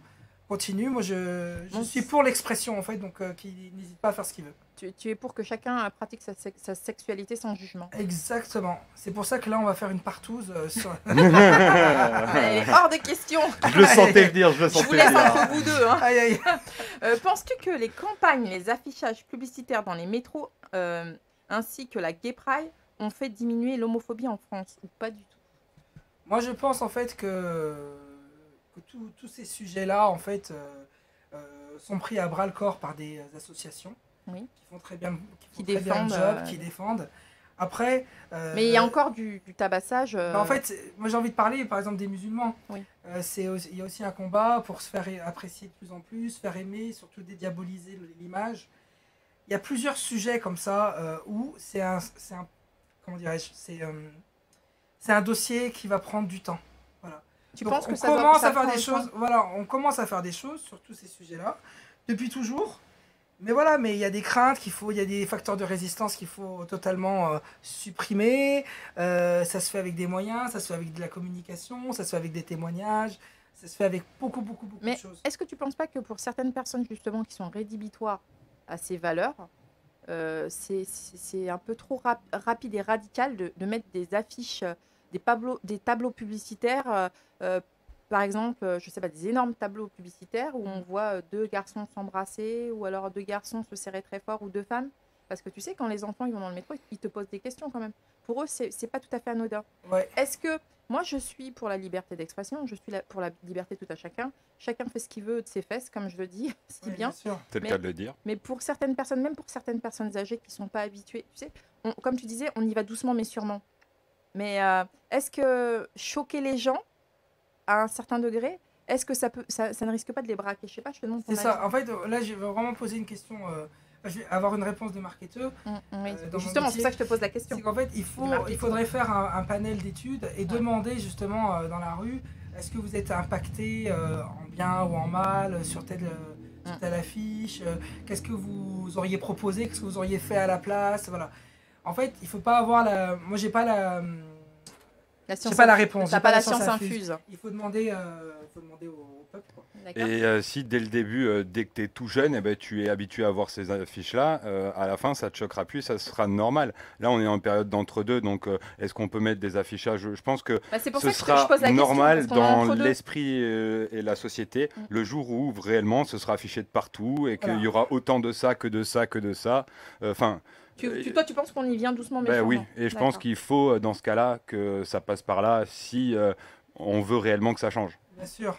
Ton avis sur notre société en 2019, est-ce qu'elle est trop sexiste, trop raciste ou pas du tout? Alors, moi, je vais dire les choses. Hein. C'est qu'en fait... on crache, on est là pour ça. Ouais. Elle n'est pas trop raciste, elle n'est pas trop sexiste, elle n'est pas tout ça. En fait, ce qui se passe, c'est que c'est à nous de créer notre place. Oui, vas-y.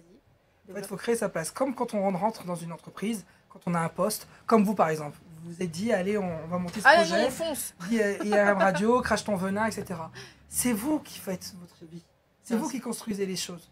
Et c'est vous qui éliminez en fait tout ce qui est parasite, etc. Et ben en fait, j'ai envie de dire à tout le monde, si on s'entoure pas de personnes racistes, qu'on est au bon moment, au bon endroit, avec les bonnes personnes, en fait, tout va bien. Il faut être extrêmement ouvert, il faut développer tous ses sens, ses capacités. Voilà, il faut pas se laisser aller dans un délire. Toi, tu veux pas te victimiser. Il faut pas. Parce que sinon, c'est le début de la fin. Sinon, tu prends. Mais c'est vrai, tu as raison. Sinon, c'est le titre Gilet Gris que j'ai fait dans mon. Qui est une belle novella que j'ai fait dans mon EP. Qu'on va bientôt écouter. Voilà. En live. Exactement. Où en fait, où la personne, elle prend un shot, elle met du Molière, elle est au bout de sa vie, elle se prend un revolver. Et elle se tire une balle dans la tête. Voilà. Chaud. Et du coup, c'est ça, en fait, quand tu te victimises. Faut pas. Ouais, il faut croire en soi. C'est vrai que, par exemple, Crash ton venin, moi, j'étais en train de boire un verre avec un ami. Et je l'entendais, big up à Arnaud. Ah. Et je l'entendais se plaindre de tout. Et je me suis dit, putain, il crache son venin, putain. La société, il a plein de trucs à dire. Il se plaint de tout. La société a la mauvaise haleine. Exactement. En fait, ce que j'ai envie de dire très clairement, c'est que il faut être dans la réaction. C'est important de réagir. Hein, voilà. Des enculés. Ils m'ont énervé, ils m'ont gavé, nanana. Ça, c'est normal. Mais il faut très vite passer à l'action. Il faut relativiser et affronter les choses. Très souvent, on m'a dit ça, sois pas trop dans la réaction, passe à l'action. Parce que l'homme avec un grand H, c'est celui qui agit, c'est lui qui fait des choses. Bien sûr.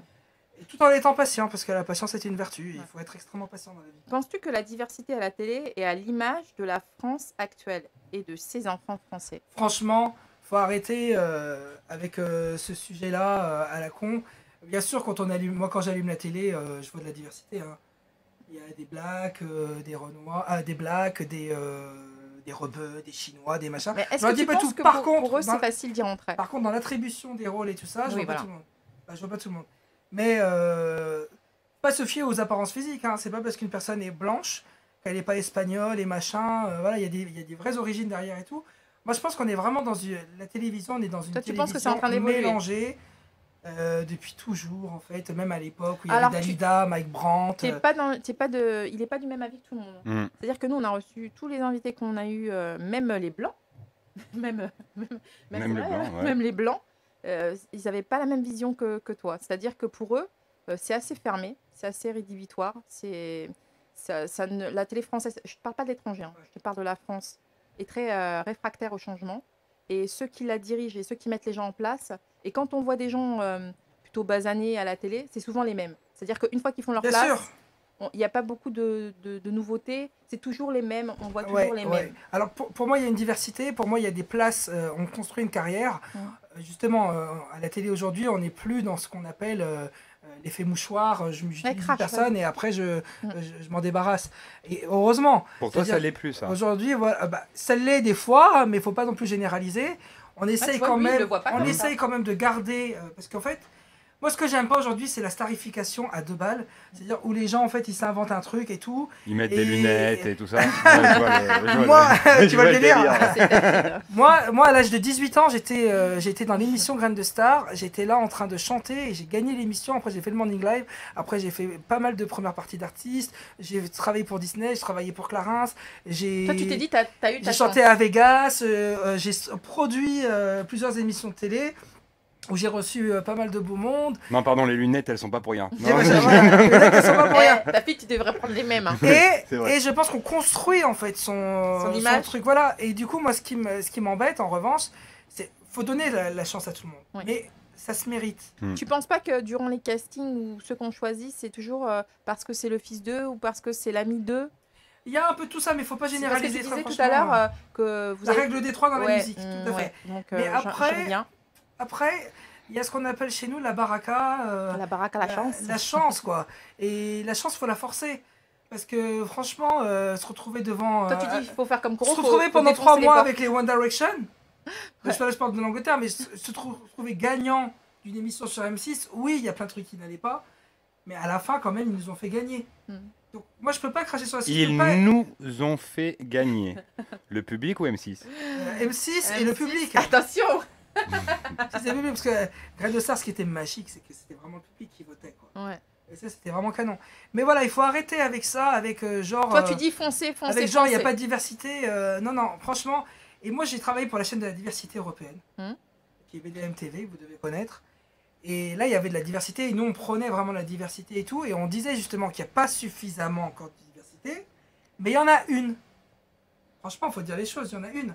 Bon, quand je regarde Cyril, on parlait tout à l'heure de Cyril Hanouna, il y a une belle diversité dans cette émission. C'est vrai. Dans cette émission, il y a un peu de tout, c'est vrai. C'est pas mal. Bah, c'est pour ça que d'habitude, ça passe plus ou moins, mais l'émission avec même dans les chanteurs, regardez même la culture hip-hop, que moi j'adore, c'est vraiment les numéros 1, ce sont les numéros 1 aujourd'hui. Du disque, etc. Et ils sont invités un peu plus, mais dans différentes émissions, parce que pour chaque produit, il y a en marketing ce qu'on appelle une cible. Une cible un directe. Public, ouais. Voilà. Par exemple, je sais pas, moi, devant une émission Grand Cabaret, je sais pas quoi, c'est peut-être un public plus âgé. Donc du coup, on va essayer de pousser des choses qui vont plaire à ce public-là. Dans Gulli, qui est une chaîne pour enfants, on va pousser des choses pour les enfants. Voilà. Et faire ce qu'on appelle du test marketing, placer des choses. Voilà. Tu parles des chaînes cas par cas. C'est un vrai métier. Mais c'est vrai qu'au journal de 20h à TF1, tu vois pas souvent Black, tu vois sur BFM, il y en a une. Il y avait Harry Roselmack avant qu'il faisait... Il y a Harry, Oui, Harry, c'est une personne. Non, mais moi je comprends et je suis d'accord avec toi. Moi, je te parle, chez les journalistes, il n'y a pas que des émissions de divertissement, il y a du journalisme, il y a des émissions culturelles. Quand tu regardes TF1, quand tu regardes la 2, certaines chaînes, un peu moins la 5, un peu moins, tu trouves pas beaucoup de diversité. C'est plus des bateaux et des cannes à pêche sur la 5. Comme si les rebeux, les Arabes, les Noirs, les Chinois, les Hindous, les jaunes, les Français à âme colorée aussi, les Blancs à âme colorée comme ta fille. Mais on y vient, franchement. Ils étaient bons qu'à faire du divertissement. Oui, non mais c'est vrai, non, mais on y vient. Regarde ma place, je suis pas là pour faire plaisir. Ça. En fait, on est vraiment pas sur petit à petit. On n'est pas sur un long fleuve tranquille. Tout n'est pas figé et tout rebascule en fait. La roue tourne. Ben justement, tu disais que tu étais d'origine marocaine. Alors, qu'est-ce que tu penses de la montée du Rassemblement national dont la présidente n'est autre que Marine Le Pen? Tu en penses quoi? Est-ce que ça t'effraie? Alors, moi, Marine Le Pen, je ne suis pas du tout ses idées. Ouais. Voilà. Bah non. Je parle très... Alors, je suis dans l'émission Crash ton venin, mais je n'ai jamais parlé de politique, en réalité, parce qu'en fait, moi, je suis dans l'entertainment et je m'interdis en fait de parler de politique. Alors, par contre, reste toi-même. Hein. Voilà, je m'interdis de parler de politique, mais cette personne, en revanche, elle peut faire beaucoup de mal. Et pourquoi ça prend de la haine? Elle peut faire beaucoup de mal. Il faut en avoir conscience. Il faut écouter quelqu'un, quand j'ai un enfant qui vient et qui me dit oui, ça va pas, il y a ça, machin et tout, je vais l'écouter. Donc il faut écouter le rassemblement, c'est ce qu'ils ont à dire. Il faut discuter avec eux, il faut échanger, il faut évoluer la pensée. Il faut faire évoluer la pensée politique pour aller vers une pensée en fait qui soit avec des règles communes, que tout le monde puisse aller bientôt. Voilà. Mais moi, Marine, c'est pas mon truc. Ça t'inquiète pas. Donc au lieu de les diaboliser et les laisser faire, les prendre en compte et indirectement avancer aussi avec eux. Avancer avec tout le monde, exactement, avec Mélenchon, avec Marine, avec le Macron et tout ça. En fait, c'est ça, la politique. Il n'y a pas encore un peuple. Oui, mais il n'y a pas encore un parti qui regroupe. Parce que en fait, tu aurais tendance à vouloir regrouper le tout. Parce que tu dis Marine, Macron. Il y en a un qui est centriste, c'est Bayrou, quoi. Bayrou, il était centriste. C'est le gang DM. Après, mais attention, on ne peut pas prendre toutes les idées, parce qu'il y a des idées qui sont contradictoires, évidemment. Mais voilà, moi, le FN, c'est pas mon truc. Ça t'inquiète pas. C'est pas mon truc. J'étais le premier à manifester dans la rue pour dire... Mais est-ce que ça t'inquiète ou pas? Ça t'inquiète pas? Ça ne m'inquiète pas parce que je crois aux Français. D'accord. Alors, on va parler d'autre chose. Le réchauffement de la planète, ça t'inquiète ça? Quand tu vois qu'au mois d'octobre, il fait 26 degrés? Mais de ouf. Vas-y, pardon, parce que moi, ça m'inquiète. Alors ça m'inquiète de dingue. Je crache. Ça m'inquiète, mais en revanche, c'est un sujet qui est très compliqué. Ouais. Et du coup, je pense qu'ils auraient intérêt, en gros, à un peu... rendre le discours revoir les choses un peu plus accessible, quoi, que ce soit plus simple, parce que on se dit, dès qu'on voit ça c'est compliqué, ce qui est écolo et tout, on se dit oh là là mon dieu, ça va être compliqué, ça fait peur, machin, si je commence à manger ça, non, ça va être trop compliqué, donc on a peur. Donc il faut qu'il y ait un peu plus d'investissement, je dirais, peut-être budgétaire. Budgétaire pour faire plus de campagne. Est-ce que tu manges bio? Je mange bio parfois. Parfois. Parfois. Ça a un coût. Ouais. Vas-y, crache, hein, parce qu'on nous dit qu'il faut manger bio. Alors, Ça a un coût, et puis c'est se donner un genre, des fois, de manger bio. Moi, c'est vrai que je vais très souvent chez la Marie-Claire, la Vie Claire, Naturalia aussi, pour acheter quelques produits bio que j'aime. Mais pourquoi tu tournes Parce que c'est plus sain, parce que ça te permet de faire vraiment de la détox. Et d'avoir des perfects. Parce que c'est imperfect. Non, c'est quoi? Imperfect, c'est quand tu chies et que ton caca, il est perfect. Il fait exprès, ta fille. Il fait exprès, je te dis. Non, mais ta fille, il fait des perfects, c'est sûr. Ah, c'est sûr. Lui, sa ligne, c'est bon, c'est sûr. Ça prend 1 minute. Tout compris. Ah, c'est bon, les gars, là. Non, mais bio, voilà, c'est plus qu'un label, c'est aussi derrière une agriculture, il y a toute une chaîne. Des agriculteurs qui s'y donnent corps et âme. Bah, justement, en parlant de ça, que penses-tu du film de Guillaume Canet, Au nom de la terre, un film qui fait ressortir la souffrance des agriculteurs en France? Alors, c'est bien qu'il y ait ce genre de film. Apparemment, il est très poignant. En fait, il est vraiment rentré dans un personnage. Je ne suis pas allé le voir, mais il est rentré vraiment dans le personnage d'un agriculteur où on voit tous les travers. Toute cette douleur, tous les enjeux qu'a un agriculteur au quotidien, tout ça. Et oui, on se dit que c'est dur et il faut en fait parler de cette profession par un film. C'est un bonne action de communication. Ouais. Parce que les agriculteurs, c'est dur, quoi. On voit le salon de l'agriculture. Ça devient même impossible, on peut se le dire. Ça devient même impossible. Il y a beaucoup de suicides chez les agriculteurs. Bah ouais, un par jour, à ce que j'ai compris à peu près. C'est des intempéries, tout ça. Et ben, ils se donnent corps et âme, totalement Ils gâchés. travaillent. Ils gagnent 1 000 € par mois, t'imagines? Tu fais quoi avec 1 000 € de nos jours? Avec le travail qu'ils ont à faire, franchement. C'est des bosseurs. C'est grâce à eux comment. J'ai regardé un truc à la télé il y a 2-3 jours. La femme, elle parlait, c'était à TPMP ou à Balance ton poste. Et c'est une femme d'agriculteur, elle a perdu son mari, il s'était pendu 2 ans avant. Là, tu vois. Et en fait, c'était un héritage de ça faisait déjà 3 générations qui tenaient l'endroit, tout se passait bien. Et là, c'est devenu impossible. La femme, elle a dit, je veux continuer parce qu'il y a encore son frère et c'est quand même l'héritage. Pour ces paysans-là, ça doit être beaucoup des personnes avec l'héritage. Et là, ils arrivent à un moment, 1 000 € par mois. Genre, elle vendait 1 € le kilo et au supermarché, c'était à 8 €. Donc, en fait, il y avait 7 € qui passaient dans l'histoire dans les mains des gros. Et elle disait, mais aujourd'hui, c'est réellement ça. Et ils nous disent par des campagnes de pub que soi-disant, maintenant, ils redonnent plus aux paysans, mais c'est faux, en fait.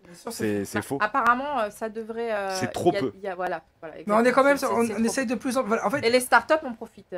En fait, la France, on est un pays paysan de base. Mais oui, en fait, c'est très intéressant ce que vous dites depuis tout à l'heure, parce que sur tous les sujets, tout est vraiment perfectible. Et là, on est sur une agriculture qui devient de plus en plus contrôlée, avec des aides, des subventions... Voilà. Après, on n'est pas dans le pays des bisounours, on ne peut pas tout faire. Moi, quand je vois déjà ce qui est fait là et je vois dans mon pays la misère, donc je me dis déjà, il y a pas mal de belles choses qui sont faites. Il y a des belles choses en France. De belles choses, voilà. Mais tout est perfectible et c'est l'enjeu des politiques, c'est l'enjeu des associations. Voilà, et c'est pour ça que tout n'est pas parfait, on n'est pas dans le pays des bisounours. C'est pour ça que dans Didi Novella, j'ai tenu à amener une facette qui soit plus sombre, plus noire, qui soit beaucoup plus attachée à la réalité, qui soit vraiment des novellas réelles. Quoi. Tu nous l'as dit tout à l'heure. Tu sais que Madame Macron, Brigitte, s'était rendue dans des fermes pour rencontrer des femmes d'agriculteurs. Et apparemment, ça l'avait vraiment touchée. Ouais. C'est vraiment qu'elles sont au bord du gouffre. Mais oui. Et elles sont vraiment comme en autarcie, c'est-à-dire qu'elles sont tout le temps dans la ferme.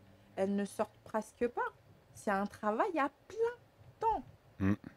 24 heures sur 24, 7 jours sur 7. Et énorme. D'ailleurs, c'est une émission à plein temps. Grosse pensée pour vous. Il est 12h13. Vous êtes avec Didi et Coro Tafit dans Crash ton venin sur IRM.radio. Alors, je vais te parler d'un autre film aussi qui a captivé pas mal de monde. Le film Banlieusard de Kerry James. Un film politique autour des banlieues qui parle je l'ai pas vu, des oubliés de la France. T'en as entendu parler ou pas? Alors Kerry James, il est du 9-4, donc je connais bien Kerry James. Enfin, du moins ses CD et tout ça, j'aime bien ce qu'il fait, sa plume. C'est quelqu'un qui a une vraie âme. T'aimes bien sa plume? Alors ça c'est bien parce que vous n'êtes pas dans le même registre, mais tu aimes. Bah bien sûr, en fait, j'aime beaucoup moi le hip-hop, tout ce qui est hip-hop soul. Il y a des artistes très R&B comme Mary J. Blige qui va chercher des sons très hip-hop, un peu à la Missy, elle va poser dessus. Moi j'aime bien toute cette culture-là, voilà. Et donc Kerry James, sans doute que son film a dû être très profond. Mais non, j'en ai jamais entendu parler. Je l'ai pas vu. Ouais. Et moi non plus, je ne l'ai pas encore vu, mais j'en ai vraiment toutes les semaines, on en parle. Ah oui. Et vraiment, il faut que je le regarde. Et d'ailleurs, je conseille à tout le monde d'aller le voir. Kerry James, Banlieusard. Oui. Par contre, ça met, je vais vous en parler un tout petit peu, ça met trois frères en avant. Un frère plutôt qui sombre pour aider sa famille depuis le début, prend une mauvaise trajectoire. Un qui fait des longues études, qui se dirige plutôt bien pour un bon futur, et un jeune qui sait pas lequel des deux suivre. Le dernier ne sait pas vers qui, lequel. Ah oui, d'accord. En fait, donc ça c'est intéressant parce que du coup il se sert de la famille de trois frères pour un peu. Trois personnalités complètement différentes, enfin surtout deux. Et le troisième qui est perdu entre les deux parce que les deux sont son aîné. Lequel chemin suivre On ira le voir. Très beau film. C'est un nouveau film, ça, c'est ça? Ah oui, voilà. Okay. Alors, que penses-tu du climat de haine et des amalgames faits en France sur la religion musulmane? On en parlait tout à l'heure. Je vais donner un exemple. Quand une maman voilée accompagne lors d'une sortie scolaire son enfant et qu'elle se ferait réprimander en Bourgogne par un parlementaire qui l'humilie devant son enfant parce qu'elle porte le voile. Sachant que si elle n'était pas là, il n'y aurait pas de sortie. Parce qu'il faut un quota de parents.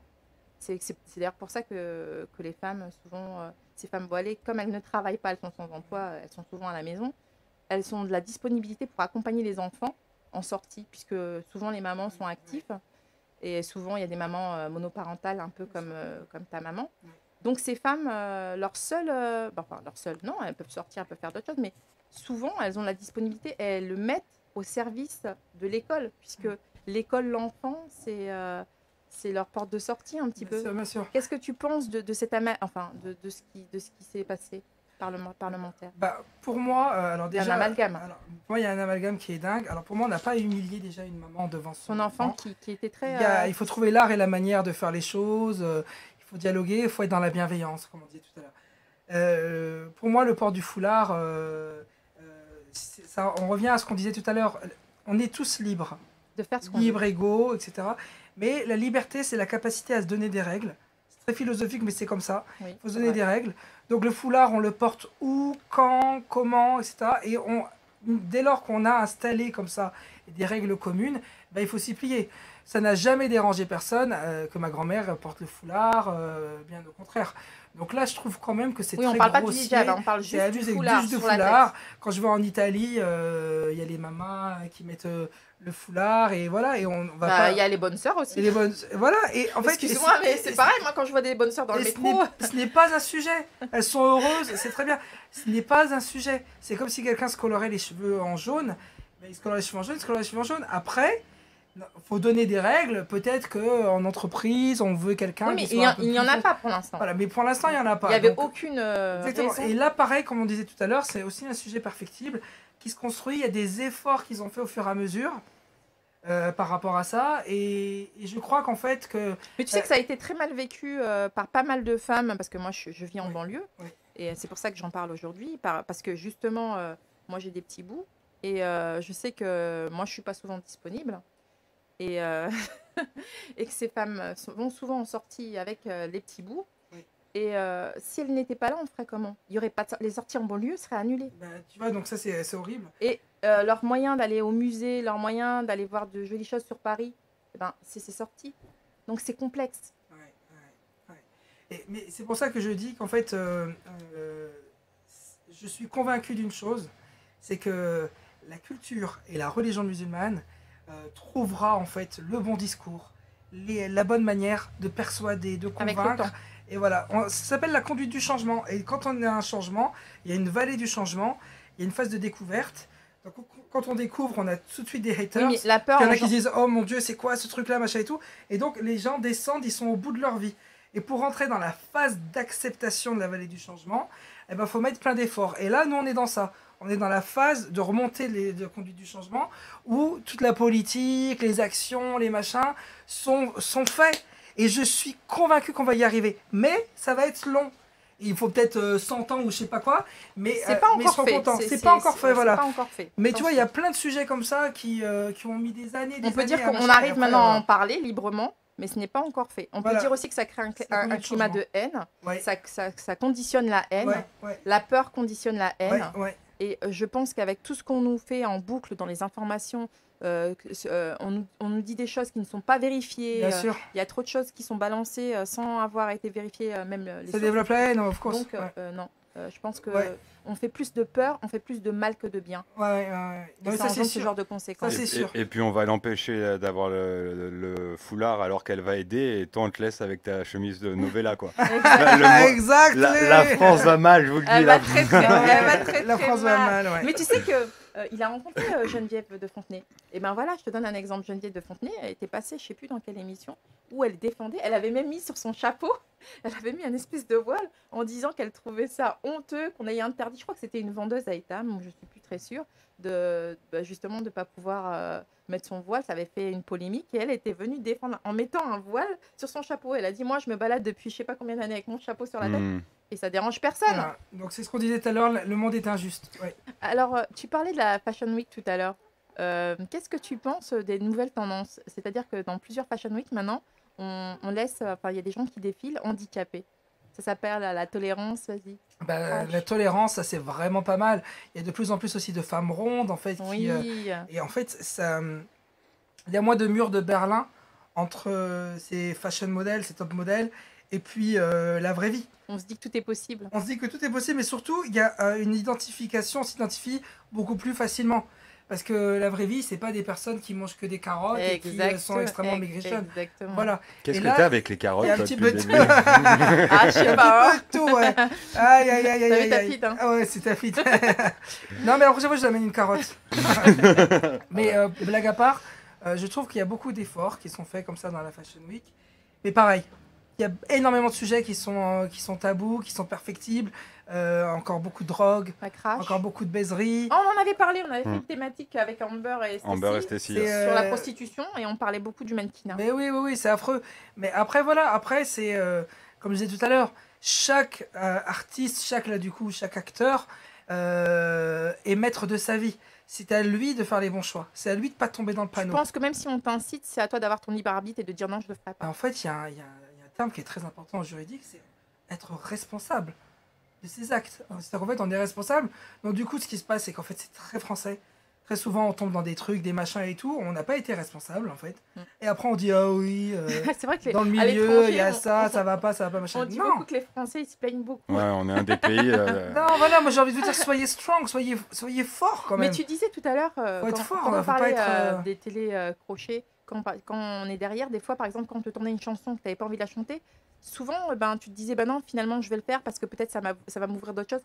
Est-ce que tu ne penses pas que ces filles sont dans les mêmes conditions? C'est-à-dire que dans leur tête, c'est non, tout est non, mais elles se disent, si je fais ci, peut-être que ça va... Après, je ne m'en rappellerai pas et ça va m'ouvrir ça.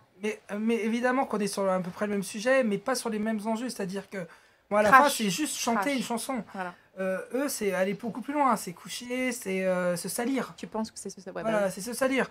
Et du coup, il faut faire les bons choix dans la vie. Il faut en fait prendre, très souvent, quand on a un projet, il faut prendre une feuille blanche avec un stylo et faire 2 colonnes. Une colonne les pour, une colonne les contre. Et pas hésiter comme ça à les marquer avec des bullet points et tout. Et ensuite à partager ça avec ses proches. À dire voilà, j'ai sur ce prochain défilé, voilà, les pour, c'est qu'en fait ça va me permettre d'avoir plus de visibilité, ça va me permettre les contre, c'est ils me demandent ça. Et très vite, on fait la balance, qui est la balance un peu significative de justice, quoi. Et on se dit, j'y vais ou j'y vais pas. Et c'est soit on vend son âme au diable totalement, on revient toujours à la même chose. Soit on le fait pas. Donc voilà, il faut être bien dans sa tête, il faut être équilibré, il faut manger bio, comme je disais. Il faut être extrêmement tolérant avec les sujets que tu as évoqués tout à l'heure, même le mariage pour tous, l'adoption. On peut être pour ou contre, voilà. Du moment qu'on respecte l'autre. Exactement. Quand moi j'invite des personnes à manger à table, à la maison. Il y en a qui vont prendre le dessert et d'autres non. Voilà, et c'est comme ça. C'est pas pour autant. Et puis le vivre ensemble, c'est aussi la laïcité. Et t'inquiète, quand vous nous inviterez à manger chez vous, toi et ton frère, je te ferai des carottes. On mangera l'entrée, le plat et le dessert. Promis, on mangera tout, on prendra tout. C'est gentil. Je voulais aussi dire les Barbies. Je sais pas, vous avez connu les Barbies toutes fines et tout. Oui. Maintenant, il y a des nouvelles Barbies rondes. J'ai vu ça. C'est bien. Ouais, j'ai trouvé ça génial. C'est vrai. Et c'est Barbie qui fait ça. C'est pareil. Comme bien, pour la fashion, ça prouve bien que petit à petit, ça change. Et qu'il faut en parler, qu'il faut le dire et qu'il faut... Mais c'est en fait, aujourd'hui, c'est tellement fashion, justement, c'est tellement tendance, mode, que maintenant, on est d'être avec une personne ronde. On est attiré par le contraire parce qu'on voit trop de gens parfaits. C'est ça. N'est-ce pas, ta fille? Oui, c'est gentil, c'est gentil. Non, mais c'est... mais après, c'est un milieu... Je prends. C'est un milieu auquel moi, je n'appartiens pas. C'est-à-dire que...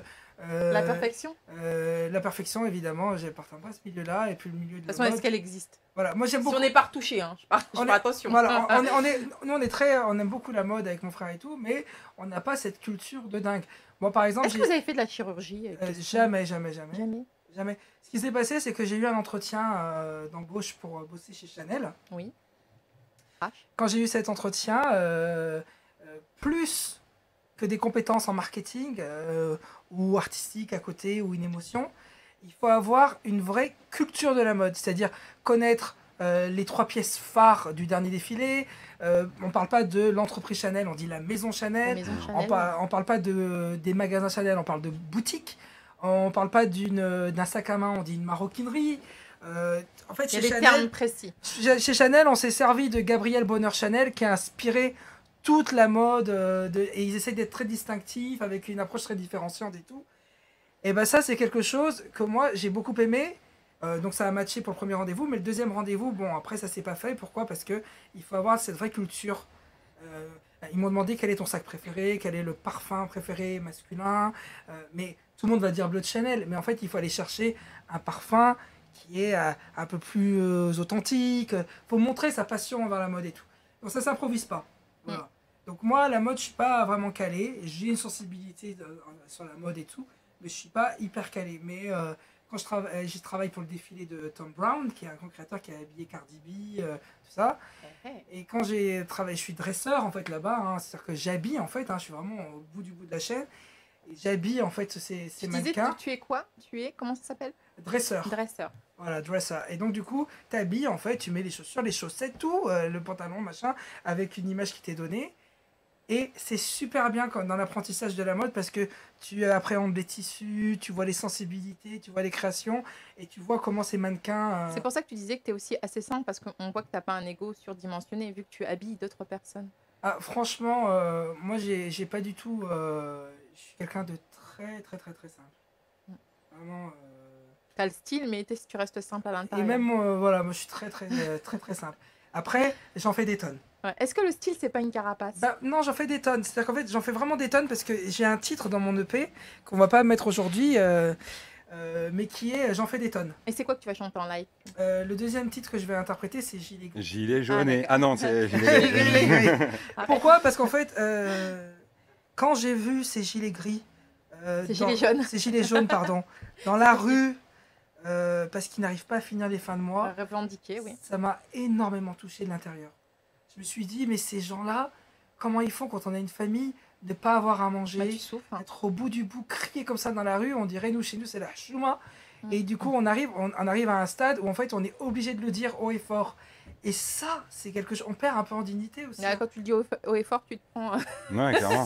C'est dur. Et moi, j'étais énormément touchée par ça. Et ça m'a inspiré beaucoup.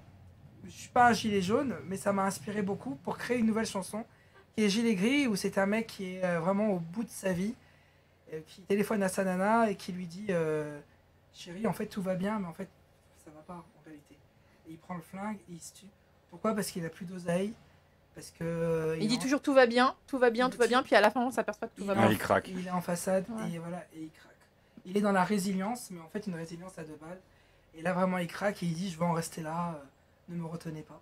Moi, je veux juste partir et être mieux au paradis. Je pense que j'aurai une meilleure place là-bas. Donc, c'est quelque chose vraiment, c'est un sujet qui est profond et qui, moi, m'a beaucoup, beaucoup touché. Et j'ai essayé de mettre ça en chanson. Et pour la petite histoire, quand je suis allé au studio Light Up avec Karim et tout ça, qui est le mixeur, mastering et tout, C'était compliqué parce que j'ai pleuré en interprétant cette chanson parce que tu essayes de mettre tes émotions. Après, moi je cherche pas à plaire, c'est soit les gens ils aiment, soit ils aiment pas. Soit ils aiment pas. Voilà, le plus important c'est qu'il y ait des Didi lovers. Et pourquoi moi j'appelle ça les Didi lovers, c'est les personnes qui vont soutenir mon projet, qui vont t'apprécier toi, qui vont apprécier ma musique. ADD, ADD, ADD, ADD lovers, ADD, ADD,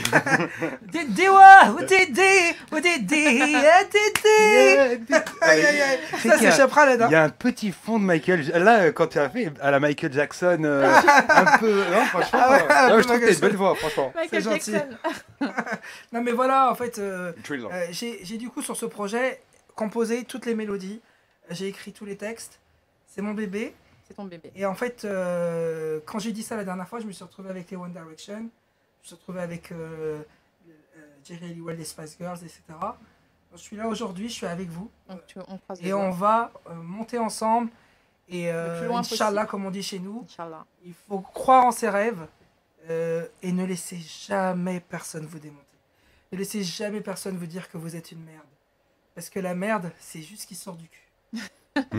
Non, c'est vrai. C'est bien. Mais Ne c'est laissez jamais ce que ma personne femme, elle vous fait dire des ça. fois à manger aussi. Alors là, elle va te tuer aujourd'hui. Ne laissez, Non, mais c'est un match chaud celui-là. personne vous dire ça. Non, mais clairement. Parce t'as que raison. c'est trop facile Mm. de dire machin et tout. Fait. Et surtout, Croire aujourd'hui. en soi. c'est très Voilà, et important. en plus aujourd'hui, il y a la culture du jugement à deux balles où tout le monde est Mais jury alors, de je sais qu'est-ce pas qui quoi. n'est pas jugé aujourd'hui? Voilà. Attends. La pâtisserie c'est jugé, l'amour à la campagne c'est jugé, tout est jugé, tout est commenté, machin et Jugé, tout. noté. Voilà, noté et tout, alors qu'en fait, des fois, tu as juste envie de dire, mais reste à ta place, ce n'est pas ton domaine de compétence. Qu'est-ce que tu penses justement des réseaux sociaux par Alors, rapport à ça? Alors moi, en fait... Est-ce que ça peut pas être des détracteurs dans une carrière? En fait, moi, je suis sur les réseaux sociaux, parce qu'en Ouais. fait, c'est important d'y Ah, être, parce qu'il y a certains... Voilà, il y a un public qui est là, mais moi, je suis ce qu'on appelle vraiment de l'IRL, hein. C'est pas IRL. Non, copie pas Et- notre radio. In Scantali. real life. In Ah, real in life. real life. Donc en fait, il y a beaucoup d'artistes comme ça qui font pas mal de choses sur le web, où tu vas avoir des scores de dingue, des vues, des machins et tout, mais en fait, ils sont pas bookés, il n'y a pas de... Y a rien pas qui de date suit de derrière. concert, il n'y a rien. Tu leur demandes sur leur CV, ils ont rien fait, tu vois. Et il y a des personnes qui vont avoir une petite activité quand même sur le web, mais qui vont, dans la vraie vie, faire pas mal de choses. Être invité là, faire nanana. Et mon frère et moi, depuis toujours, on est vraiment dans cette partie-là qui est in real life. Donc tu veux In dire real qu'il life, on fait y a pas mal deux, de choses. sur le virtuel, il y a deux mondes. Il y a des Et deux gens mondes, qui font vraiment des choses et il y a des gens qui ont une vie fuck. c'est ça, parce qu'en fait, il y a un truc... Mais elle se met à l'anglais maintenant. Il y a, elle dit il y a- il y a un truc, tu vas attirer un certain public sur le... Tu vois, Johnny Hallyday, je pense pas que sur Instagram, il est, je sais pas combien de followers, tu vois. Alors que dans la vraie vie, dans les concerts, dans les machins et tout, laisse tomber, c'est un truc de ouf. Peut-être dans un fan club un peu plus traditionnel, oui. Parce que c'est pas forcément adapté à Ouais. tout. Non, mais je suis d'accord avec toi, moi j'ai 0 follower. Voilà. Et alors que dans la... Tu m'as moi, arrête. Et ta fille, il en a plein. Non, arrête. Alors que dans la vraie vie, bah, d'ailleurs, moi 800. je fais un gros bisou à tous mes followers, mais d'ailleurs, dans la vraie vie, par contre, tu vas faire pas mal de choses et vous allez faire pas mal de choses. Et c'est ça qui compte. Ouais, Parce qu'en fait, c'est ça a ce que un j'allais effet de dire. mode. C'est ce que j'allais dire, moi ça n'a aucun effet sur moi. Je suis dans la Ça, vraie voilà, vie. Je suis hier dans le c'était game. Facebook, aujourd'hui Non, c'est mais ça. c'est ça. Hein. Je suis dans la vraie vie. Voilà. Crache ton venin, Coro. Crache ton venin, Coro. Mais Crache, voilà. crache. Mais ça devient une carte de visite, c'est-à-dire qu'en fait, C'est vrai aussi. par exemple, faut pas se le mentir, avant d'accepter cette interview, émission. etc. Ouais, t'as attendu, hein. J'ai vu. J'ai bien T'allais évidemment. cracher, Il s'est là. fait je suis désirer, allé- Didi, moi je Je vous suis le allé dis. voir, hein. non, je peux jamais désirer, mais Alors que je t'ai allée rencontré voir. au tout début de l'émission et je sais pas pourquoi. Moi j'ai le flair. Je me suis dit, tiens, je suis venue vers toi direct. Et je fais, parce que tu sais comment on s'est rencontrés. ah, vas-y. dis-le. Ben non, Vas-y, tu peux racontez-le, cracher. racontez-le. Vas-y. Dans l'émission d'M6 de Marc Lesguy sur les pertes de poids, comment accepter son corps, etc.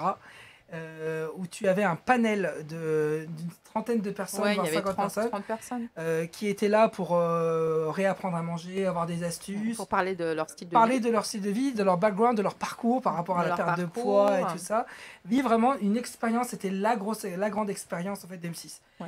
Avec une nutritionniste experte sur le machin. Et on a donc- sympathisé. et nous on a sympathisé parce que Alors tout que de suite, Coro, elle sympathise pas avec beaucoup de monde. on a sympathisé tout de suite. Et, Mais c'est vrai en plus. Hein. et voilà, et en fait, on est resté en contact, on a échangé. D'ailleurs, j'ai parlé avec personne. personne là-bas, sauf avec toi. Sérieux? Bon, on a échangé le 06 et puis ensuite, voilà, ça s'est fait 6 mois après, je pense. Et donc, tu as attendu, disons les choses comme elles sont. On parlait des followers et tout ça, c'est suite. Tu as vu que l'émission a commencé. Vas-y, raconte. C'est ça, en fait. C'est la réalité de la vie. Dans la vie, il ne faut pas avoir raison trop vite, il ne faut pas être dans la précipitation à deux balles. Les choses doivent se faire au bon moment. C'est comme quand tu as un date avec ta chérie, tu vas peut-être pas l'embrasser le premier soir, mais tu vas peut-être l'embrasser le lendemain au moment où tu vas faire les courses. N'importe quoi dans un supermarché. Et au moment d'acheter les préservatifs, je les prends pour ça ou pas. Et ça va être totalement inédit. Et c'est ça la vie. Ouais. La vie, il faut pas se dire oui, tout maintenant, tout machin. Il faut laisser faire les choses, mais quand même, il faut accélérer le mouvement. Il ne faut pas non plus être trop... Pas à la bourre. Voilà, et donc c'est pour ça que tu avais ce contact de côté et puis après tu t'es allé vérifier du coup sur internet ce qu'on faisait et tu t'es dit en fait, ça peut coller. En fait c'était encore mieux que ça, c'est-à-dire que Lydie elle fait vraiment bien son boulot, c'est-à-dire qu'elle a relancé en fait. Plusieurs fois, elle a envoyé des messages et tout ça pour parler de son émission, un peu comme une attachée de promo quoi. En fait, je fais ça tout le temps. Voilà, et elle n'a pas lâché l'affaire. Et ça en fait, ce qu'on appelle la ténacité, c'est une bonne qualité dans ce métier. Parce que des fois tu vas être au bout du bout. Je me souviens une fois avec mon frère, on était sur une émission, on était super en retard, on a dû se changer dans les toilettes très vite. Là où ça me rappelle le début de l'émission aujourd'hui. Je le vois courir après les toilettes. Non mais là où d'un coup dans une autre émission tu vas avoir une loge où on va faire attention à toi, tu vas avoir ton petit thé, ton machin, nanana. Il faut pas se la raconter. C'est pas parce qu'on met des lunettes, parce qu'on a une fleur à la Didi Novella, parce qu'on a une chemise espagnole, c'est-à-dire qu'on se la raconte. Moi à la fin, je suis chez moi, je vois souvent ma famille, ma mère c'est tout pour moi. Mon frère jumeau, ma soeur, mes petits-neveux. Je suis dans la croyance aussi. J'essaye de faire du bien autour de moi. J'aime beaucoup travailler avec les associations. Tu vois, ça c'est le propre de Crash ton venin. C'est-à-dire que nous, dans cette émission, on a voulu montrer les contrastes des genres et des gens. C'est-à-dire que moi, c'est pareil. J'ai une veste Adidas, j'ai Crash ton venin. Et ce soir, j'aurai sûrement une robe et je serai ailleurs et d'une autre manière. On peut passer partout. Il ne faut pas se cantonner au cliché. On n'est pas que des banlieusards ou on n'est pas que des bobos. On peut être ce qu'on veut. Et se rappeler d'où on vient, quoi qu'il arrive. Toujours se rappeler d'où on vient, exactement. Si en fait on oublie ses racines, l'arbre tombe. Ouais. Donc il ne faut jamais oublier ses racines. En parlant de racines, je voulais parler des personnes âgées. Alors, il y a un truc qui m'a choquée. Il y a un groupe de personnes. D'ailleurs, qu'est-ce que vous pensez des instituts pour personnes âgées ? Les EHPAD, moi j'ai ma petite cousine qui travaille là-dedans et elle m'a dit non mais il y a une alerte. J'en ai pas beaucoup parlé mais en gros ils ont 50 personnes. Les 50 personnes ils doivent payer, donc les familles ils payent à peu près 2500 € au minimum par truc, donc tu multiplies 50 fois 2500 pour avoir l'argent qui est par mois qui arrive dans l'EHPAD, et à côté de ça ils sont que 4-5 avec un salaire de 1002, 1003. Mais pour s'occuper de ces gens-là. Donc tu te dis, là dans l'histoire il y a une couille direct, enfin il y a un truc qui cloche. Il y a autant d'argent qui se brasse, il y a si peu de moyens et si peu de personnes, il y a direct un décalage. Ce sont des oubliés. Ça coûte cher pour les familles. J'ai l'impression qu'on les oublie. Alors que ce sont nos anciens, ce sont des oubliés. Ouais. Il y a de la maltraitance. Et après les pauvres, parce que j'en parle avec elles, il y a certes de la maltraitance, mais après à côté de ça, il y en a beaucoup qui essayent de faire vraiment, enfin la plupart, ils essayent vraiment de faire bien leur travail, mais vu qu'ils sont vraiment peu par rapport à tout le nombre de... ils arrivent à un moment, il y a des choses qui sont un peu plus bâclées que d'autres, ou qui prennent moins de temps, parce que malheureusement, ils doivent s'occuper de tout le monde. Donc du coup, ils n'ont pas le temps de prendre du temps pour... C'est ça, c'est-à-dire qu'en fait aujourd'hui il faudrait contrôler davantage en fait déjà ces EHPAD. Il faudrait qu'il y ait des contrôles. Il faudrait qu'il y ait des contrôles. C'est scandaleux quand même. Exactement, et puis finalement c'est très culturel en fait. C'est surtout en Occident. En Afrique, la première des valeurs, c'est s'occuper des anciens. C'est la famille. Ouais. Et dans les pays riches, c'est le travail. Donc du coup, ce qui se passe, c'est qu'en fait, dans les pays, faut pas généraliser non plus, mais voilà, dans les pays européens, on va mettre très vite les personnes âgées en maison de retraite. Et chez nous, par contre, on va être dans la transmission et tout. Et à contrario, le partage. À contrario, en Europe, on va beaucoup investir dans les études de ces enfants, parce que le jeune, il compte, c'est le travail et tout. Et nous, dans les pays un peu plus africains et tout ça, moins, en fait, ces études et tout ça, c'est plus l'ancien qui reste à la maison, prend soin de lui, mais on va moins investir dans les études. Il y a déjà deux facteurs très culturels. Après, pour moi, les personnes âgées, c'est un sujet qui est très sensible parce que j'ai déjà chanté dans des hôpitaux avec mon frère, etc. Pour des personnes âgées? Oui, et en fait, ça t'inspire beaucoup d'aller toucher ces gens-là, de chanter. Ils sont importants, hein, parce qu'on parle des retraites, mais on ne parle pas de ces personnes qui sont dans les endroits qui sont... C'est tellement inspirant. Tu peux pas chanter dans tes titres, dire voilà, moi je suis pour les anciens, machin et tout, si en fait tu le fais pas dans la vraie vie. À un moment, il faut avoir une crédibilité. Et nous, en fait, ce genre de truc, c'est vraiment quelque chose qui nous plaît. Et quand tu allais chanter dans les maisons de retraite, t'étais payé ou pas? Non, je n'étais pas payé. D'accord, je voulais savoir. Et c'est quelque chose... Dans ce métier, il y a des choses qu'on fait aussi pour se sentir bien, pas que pour le salaire. Des fois, on accepte des choses aussi que pour le salaire, oui, bien sûr. Parce qu'on a besoin de se nourrir, quoi. Mais pour moi, c'est important d'aller chercher des émotions, de les échanger et de voir ces gens simples. Tout à l'heure, tu parlais de simplicité. Oui, simplicité. Bah, là, la simplicité, on l'a. Et franchement, quand on voit ces gens qui sont au bout de leur vie, on se dit qu'on n'a pas le droit de se plaindre. Nous, on va se plaindre parce qu'on n'a pas notre verre à champagne s'est cassé. Alors que eux, voilà. Ces personnes ne peuvent pour la plupart pas bouger. Des fois, sont en fauteuil roulant. Mais oui, donc, c'est si la on misère. les sert pas, si on les habille carrément. pas, on les change pas, elles sont démunies. Et moi, je trouve qu'il devrait y avoir quelque chose contre tout ça. Et accompagner. Voilà. Il y a un petit comité à Versailles qui a commencé à se lever sur les réseaux sociaux. Apparemment, à Versailles, il y a pas mal d'EHPAD qui sont dans des états catastrophiques. Il faudrait faire une enquête dessus. Il faut vraiment. Il faut qu'ils s'en chargent parce que ça devient n'importe quoi pour les personnes âgées et pour les personnes qui y travaillent parce que c'est un travail qui doit pas être simple. Déjà, le travail en lui-même, il faut être passionné. Enfin, il faut vraiment être passionné de changer les couches, de nettoyer les personnes âgées. Beaucoup. Mais à côté de ça, si en plus tu es en galère au niveau temps, au niveau moyen, horaire. Non, mais c'est... Ouais, t'as entièrement raison. C'est vrai qu'il faut accompagner à la fois ces personnes âgées, mais aussi accompagner la profession. Avec des formations, des moyens plus conséquents. On lance un appel au gouvernement parce que c'est vraiment, vraiment très grave. Je trouve ça vraiment scandaleux. C'est clair. Il y a des vidéos qui ont tourné, des personnes qui sont maltraitées, frappées. Il faut faire quelque chose. C'est chaud. Entièrement d'accord. Ouais. Moi, j'ai envie de me réécouter une petite chanson de Didi. Ça va arriver dans 5 minutes. N'oubliez pas vos vaccins avant d'écouter Crash ton venin avec Coro et Tafit. Les personnalités viennent vider leur sac sur irm.radio tous les mardis à 11h. Dans Crash ton venin, IRM scanne ta grogne. IRM scanne ta vie. IRM. De retour en direct dans les plateaux de IRM.radio avec aujourd'hui, je vous le rappelle, monsieur Didi. On est très ravis d'accueillir chez les auditeurs, bien sûr, les irémistes, mais aussi les Didi lovers. Et moi aussi, je suis trop content d'être avec vous. Et vraiment, comme je vous disais tout à l'heure, je vous souhaite le plus grand bonheur du monde. Briller encore plus que le soleil. Merci. Et vous aussi. Et de toute façon, on continuera, on se tiendra au courant, Didi. Ouais, alors on va parler de la thématique des baies. Alors, il y a une thématique ici. Tu vas choisir entre bobo, banlieusard et bourgeois, ce qui te correspond le plus. T'as pas de joker. Banlieue. Ouais. Tu vois, j'aurais pas dit ça. Moi, j'aurais pas dit ça non plus.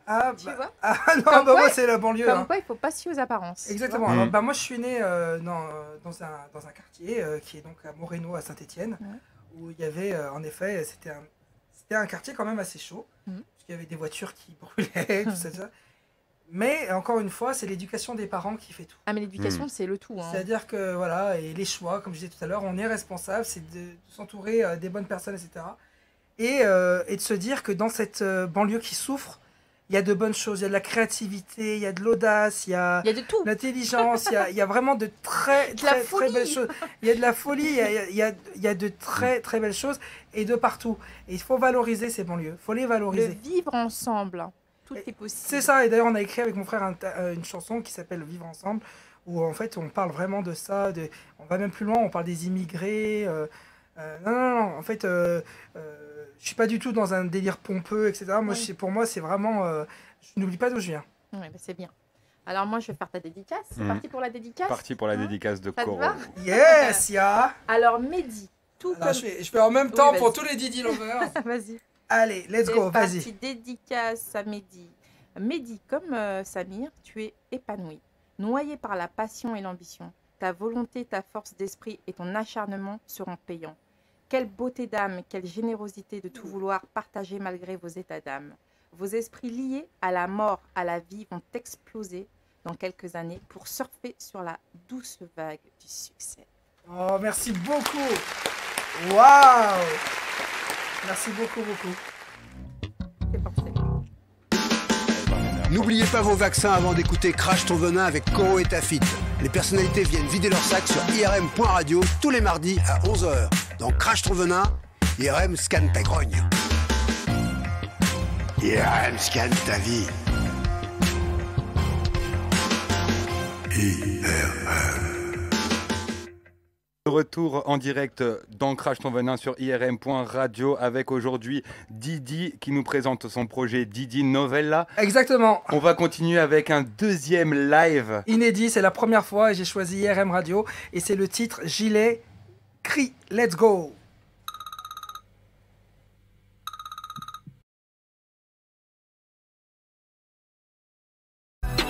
Ooh,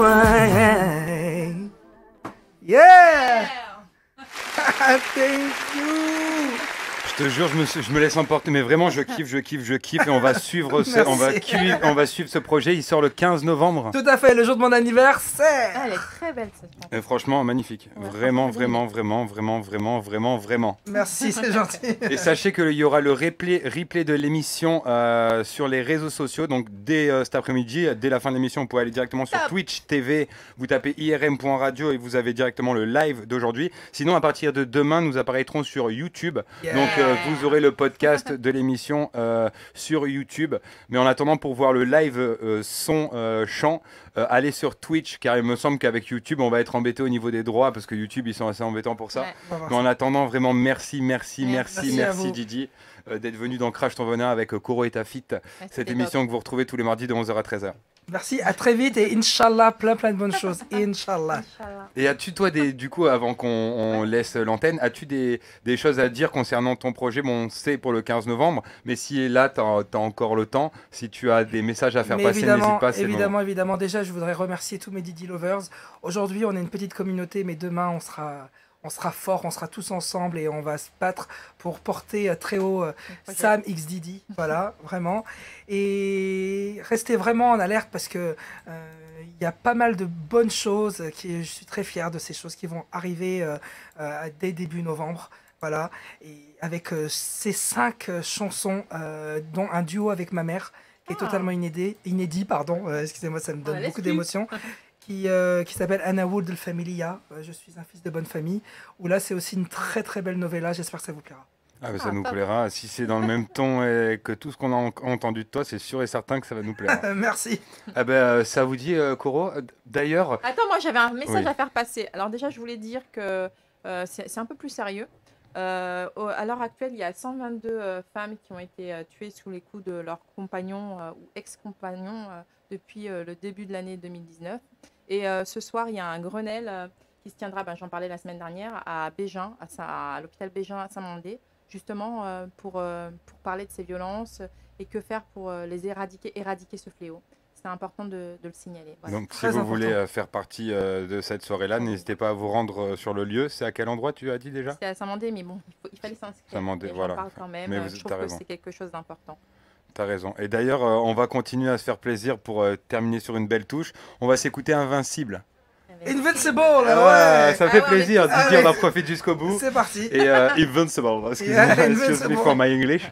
Et je tiens aussi à préciser aux irémistes, ceux qui nous écoutent, que la semaine prochaine, nous accueillons un humoriste qui vient faire la promo parce qu'il va faire bientôt le grand point virgule, une grande tournée qui s'annonce pour lui, qu'il est en train de faire. C'est Timothée Poissonnet. Ce sera mardi prochain entre 11h et 13h. En attendant, c'était avec Didi. Et attention, Invincible, Fit Dean.